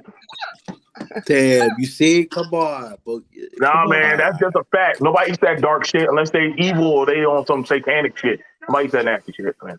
I mean, Okay. just imagine Come on. how the demographics are going to look in the next 20 to 30 years, and Mhm. what the conversations are going to be like. You're going to have a whole bunch of biracials. I don't know if it's going to be an official designation as you're biracial, you're mulatto, or something like that. But dude, there's going to be a shit ton of biracials, whether they're black mixed with something else, white mixed with something else. And I hate to say it. Listen, shout out to all y'all pro-blacks, even though I'm not one. But y'all, I think in 20 or 30 years, y'all conversations are going to sound real antiquated and just completely out of touch with reality. That's what I'm In the coming saying, bro. decades. Like hold on, let me ask you a question real quick. Okay. If people talking to pro-black talk, but I notice a lot of pro-blacks are like mixing around and having white wives and goddamn Korean wives and husband and shit. How are y'all pro-black and y'all be mixing and shit? Like that's Yeah, like that's what I told Alan. Alan Lanier. That's what I told him. No, it's like, well, that's kind of it's right, because what was that first dude that came up on the panel earlier? The one that said he got mixed kids. Conscious energy. Talking about conscious energy, yeah. And he was like, yeah, my kids are black. I'm like, well, you're saying that, but you don't know how they feel or how they're going to identify. Because look, I grew up in a household like that, where my mother always told me, you black, you black, you black. But it was clear as day. I grew up in a house that had mirrors, bro. I can clearly see I didn't look like everybody else in my family. You know what I'm saying? So I knew I stood out and I was different. You know what I mean? That's what I'm saying, bro. Like when y'all say white devil, but you got a mixed baby, are you calling your baby the devil also? Because but damn, that baby gotta look in the mirror too and say, damn. Man. No, be for real, man. Let's think about that. Think a pro-black person talk about calling a white devil, but so you got a mixed child. Michi X can't be pro-black then. Hell no, that's like a Klansman. Come on, man. That's like a Klansman coming to on Michi X. I think she tries too hard to identify with blackness. I think she goes. When I see women when I see mixed people like her who go above and beyond and just want to, because she grew up in a house with her white father. Like he was there. You know what I'm saying? I thought her mom was black. Her mom is black. Her father's white, but she grew up in the house with her parents. But she goes above and beyond. And look, I'm not saying that she can't, but when I see people like that, those are the people that I consider the confused mulattoes or the confused biracials. Because I'm like, you're doing too much. You know what I'm saying? Like, because when you talk about the struggles of blackness, I look at her, she's a year older than me. I look at her, I'm like, I know damn well you ain't dealing with none of that bullshit growing up. The most you was probably dealing with was some hate from some dark-skinned girls because you was light-skinned. Like you wasn't really out there, like, going through it like that because of your skin tone. I know because I wasn't going through it. That's crazy. You know what I'm saying? But you see what I mean? G can come up here and reiterate basically the exact shit that I said, and y'all soak that shit in. But when I say, I'm trying to tell y'all that and then they're not. I'm not trying to put nothing on you, G, but I'm just saying nobody's coming for your neck about that shit. But for whatever reason, with the women, they do, and I don't know what that's about. Because I'm a light skinned king. That's why. Oh hell no! Let me go find a goddamn light skinned meme. Listen, you know how the game goes, Gigi. It's just, that's just kind of how YouTube politics work, man. Unfortunately, but it is what it is. Yeah. But do you have some beef with any dark skinned women out there? It's a fresh breath of air to hear you speaking the truth. But I got a question. Is there really a problem with the mulattoes having their own type of space talk? Is that really a problem if they have their own space talk?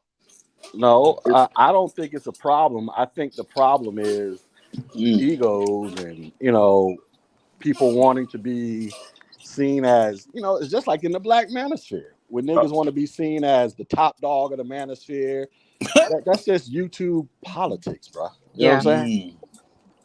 And that's going to happen in I'm pretty sure if there's a LGBT sector of YouTube. I'm pretty sure there's some of that shit going on over there too. I would imagine. You know what I mean? Facts. Yep.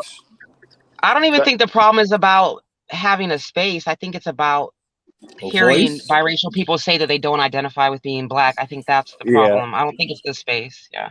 And you know what? Right. And that's actually a valid point, because you know you do got a lot of black folks that do take offense to that. And you know, I got my reasons.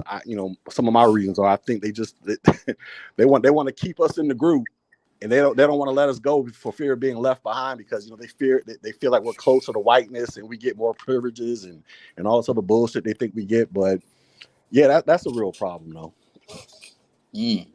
So I let go. Okay. So y'all can have Candace on. We'll take Meghan Markle. Y'all can have Candace. Meghan Markle don't claim black. She claims biracial. Well, yeah, she's a proud biracial. Candace Owens actually claims black. Listen, Candace Owens is also a proud black woman. You should be proud of her. I don't get Meghan Markle claiming black. I mean, claiming I guess she claiming white or biracial, whatever. But I think she claims biracial. her mom was mixing her dad white. Like, you got more white blood in you than anything. Like, I don't get that. But her mom, I thought, her mom is mixed. I thought her mom was just black. No, her mom mixed. Her mom is mixed. Oh, okay, I didn't know. Hey, what do you mean by mixed? Mixed meaning biracial or like MGM, like you don't like to use? No, like, what do you mean by mixed? Biracial. She's biracial. Her mom is biracial. Oh, okay. I didn't know that. That's just like that guy. What's that guy that I looked it up. Are you sure that's confirmed? What's that guy that's part of the Democratic Party that claiming he black? Cory Booker? No, not Cory Booker. Huh? I'm joking. It ain't Tim Scott. The guy with the eyeglasses. Damn, what's his name, man? He do those little damn, I can't remember his name. They talk about him a lot, though. A politician? Or yeah, he's kind of like in he talks a lot about race issues and politics and stuff, and he claiming to be this for the black, and he Brandon basically, Tatum, Brandon Tatum. I never fuck with Brandon. No. He be on. He was on CNN a lot. I can't remember his name, but he got like he wear eyeglasses, but you can tell he has some African blood in him, but you could tell he definitely what does he claim? Does he claim black, biracial? He claimed that he black. Well, that's cool. Listen, here's the thing: if he's a mixed person, black and white down the middle, and he identifies as black, that's the problem. He's not. Why can't he claim? Why can't he claim? He can be wherever he wants. No, man, hold on. What I'm saying is that his dad is mixed and his mom is white. Well, but are you saying that he can't claim black? Because just an hour ago, he only like 25%. But just an hour ago, we was talking about the one drop rule. Right. I never was fuck with it. If that's the case, it's a bunch of white people can claim black. If we're gonna go by the one drop rule. But what I'm saying, it's like you got to be consistent with it, man. You can't just pick and choose when to apply it. It's like either you're gonna apply the one drop rule to everybody, or you're not. You know what I'm saying? If you have that mindset. And that's what I'm saying. Like, that's where the reparations part just goes out the window, because god damn it, you gonna have fucking soccer mom with blonde hair, blue eyes, and freckles coming up. Well, shit, I got a nigga in my family, so think about me on the goddamn roster list. And I'm like, well, here we go. Here we go. DMT. I said this on my channel once. I was like, if they ever cut reparations, Prince Harry's child that he has with Meghan Markle, not that motherfucker, like a straight white kid, might qualify for reparations. Man, I'll burn that whole ballot down that day. That shit I'm just saying. I mean, you know, you practically just gave the money right back to the crown if that little motherfucker shows up. God damn, you're right. That's the front of the line. No, but I agree with Tariq. Look, I'm not a fan. I don't agree with Tariq Nasheed on a lot of points, but there is one particular point that I do agree with him on when it comes to reparations, about you having to have claimed black or on your birth certificate, driver's license for like 10, 15, 20 years or something like that. I think that'll probably pump the brakes on, you know, the Prince Harry kids of the world who look right straight Caucasian coming around talking about I'm black too. You know what I'm saying? So I don't disagree with Tariq on that point to a certain extent. Right. Even the birth certificate. Yeah, I mean it says black on mine and all that. Yeah, mine say my birth certificate say Negro. It don't even say black. Yours say nah, for real though. My original birth certificate. I was born in 77. It actually has Negro listed. Oh, they did not even have black, or they had Negro. Really? Like you for born real, in the for South real, South. You born in the South South. Yeah, I was born in Louisiana. I'm in Louisiana. Well, I was born in 80. Mine says black, and I was born in Florida. So yeah, mine said Negro. Now you gotta think in certain parts of the deep South. They don't even deal with evolution. They deal with the Bible. If Jesus came and said that's where the human came from, that's in their school. So you understand that the heavy dark Bible culture, Bible belt. Yeah, they stuck in their ways, man. You saw how long it took to take down that Confederate flag. Sean King, that's his name. Sean King is the guy. Oh shit, not that motherfucker. I think he's actually white though, isn't he? Yeah, he is white. No, I know his mother's white, but I believe they proved his father that might actually be white. No, his father's mixed. Oh. Yeah. Oh well. But he claiming he black. That's all he needs. That's all he needs. Y'all can't. You see what I'm saying? Like, some of these conversations are gonna go. Some of these conversations are gonna go drop by the wayside. Yeah. And so, like I said, I get it when I say the social political arena. Y'all might as well start throwing out. But you got a Dak Prescott, Patrick Mahomes. Who else? You got, and not even just using just them. You got other, mixed people. Drake don't, you know what I'm saying? I mean, sorry, but Arbery ain't run around doing all that pro-black Kumbawa nigga power shit. I mean, he's like, I just make money in music. That man happily puts on a yarmulke. That man puts on a yarmulke, and we gonna say, well, you black? He gonna say, no, I'm Drake. That's what I am. That's a different. I just but his pops is full black. You could see his pops from Miss Tennessee or something like that. Yeah, but I just think at the end of the day, times are changing, bro. Like these young people, they don't look at race the same as how we look at it. I mean, they just don't. You know what I mean? So do you think it starts in the house? No, what how they look at society or race? Yeah. I mean, I think it's everything starts in the house with how, because obviously that's your first worldview is in the house and how your parents interact and all that. But as they start exploring the world, they're getting access to social media younger and younger, and they're interacting with people all over the damn world. I think their mentalities are changing way quickly than ours were. Because when I came up in the 80s as a young kid, there was no damn internet around or no smartphones. You know what I'm saying? I was, because I took the time and I sat down with my kids and I explained to them what's the difference, and everything, and try to let them understand, like, you ain't no different from the next person.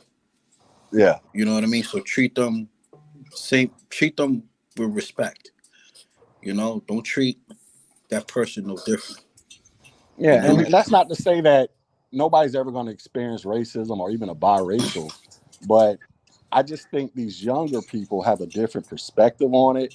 Mm-hmm. And dude, this isn't 1923 or 1823. Like, times have really changed. You know what I'm saying? Whether we want to own up to it or not, to where no matter how dark you are, how light you are, like you can really go out there and get it in life if you really want to. You know what I'm saying? Right. Mm-hmm. But yo, I'm about to drop down, man. I got to get ready to go. All right, brother. Yeah, I'm about to go ahead and end the live myself, actually, because I'm getting ready to call it in for the day. So, any last words from anybody? Like, as far as what we talked about, I think this is a very interesting conversation. I want to do more content with the Goldensphere, see how things are over there. So, any last words, BMT? Because you got your, perspectives. No, man. Like I said, first of all, I'm glad the conversation happened. Respect to all the content creators and the brother who came up, and it showed that we can have a civil conversation. And like I said, I always rock with you, bro. Like since we were in the manosphere on out. So these conversations ain't nothing new. Even G dealt with them. So we done been in all kind of arenas. for this. Yeah, I'm hoping that more conversations like this will come because this is part of that of somewhat of the ADOS conversation on, hey, what happened with the the multicultural children? Like they are part of the history, but how much of a voice do they get, and how do we treat that voice? You know what I'm saying? Do we, you know what I'm saying? So we got to look at that in that sense. So there's a lot of stuff that down the conversation. I think even Umar Johnson will talk about it someday. Who knows how it's going to end up? But we got to start, preparing ourselves professionally to have these conversations holistically with these people. You know what I'm saying? So thank you, D. Darrell. Again, this was a great conversation. I damn sure didn't feel like going live and talking about nigga shit. You already know, bro. I didn't care. I feel you, BMT. You do your thing, man. You doing the work, man. Man, I saw when you did that live with Dr. A in the show. I was like, oh shit. Hey, bro, we're waiting for you to come on up, bro. You already know you got a position at the doggone seat of power, man. So yeah, man, you know how it is with me and Dr. A in the second. I don't know what is it about you professionals, man. It's like when y'all get together, man. Like it's like goddamn, like. But I'm good, man. You know what? I wanted to come up, man, but I just was listening. I wanted to just chill out, man. I just wanted to chill, but it was interesting conversation, and I could see Dr. A was on one, and I saw Michelle saying some shit, but they was going in, but they didn't get crazy like we went in the past. But I sat that one out. but you always have a position. If you ever want to pull rank, you already know you always have a position to come out there and talk that talk with them. Like I said, we've been doing. But I want to say this. Dr. A did a real good job on. She was on the Real Dana show, and they were talking about Black women with mental health issues and stuff. Yeah. And she did a real good job talking about different things. Now, the guys in the chat act the damn fool about stuff because they actually, I don't think they wanted to have that kind of topic. They were, saying a lot of crazy stuff. But yeah, Dr. A did real good on that particular show. Right. She was on. I don't know if you watched it or not, but she was there for that show. I will definitely say this: as much as y'all butt heads as Black professional colleagues, they do have a huge, immense respect for you. Like they do be asking and requesting you in that. So I just want y'all to know, for y'all in this sector, D. Darrell does make a lot of waves with other professionals in different arenas where they do respect his voice and different stuff. So, like I said, Attorney Michelle, Dr. A, and different other leaders definitely they do await you to come back and break more bread with them. We definitely are looking at having more conversations soon up, and you'll be definitely notified of those conversations. Always, brother. Appreciate it. What's up, Mikey? Any last words, brother, before we head on out of here? Yeah, man. Stay blessed and love every human being. All right, man. As you love the next human. All right, player. Feel me? All right, man. All right, guys. I'm out of here. I think we had a great show. Shout out to Golden Goddess for coming in tonight. We had a great conversation. She brought a lot to the table. There are some things that we're going to agree, and there will be some things that we will disagree about. That's just how it's going to be. I will go and check her out, maybe go on a panel here and there, just see how things go. But I do look forward to seeing how she integrates into our sector, to the Umar Johnson sector, and see how things develop. So appreciate you all for showing up today. Shout out to Samba Queen. Let me see your transcript. What's up, Mr. Mojo in the house? I see my queen, Miss Doe Eyes. I've been checking you out. You had a great show today with Judge Joe Brown, TMK Media in the house. Let's see up in there. Shauna Jenkins, Black Butterfly 43, and Miss Scarlett, controversial Miss Scarlett. I hear you. I see you. So, guys, I have a good night. Peace.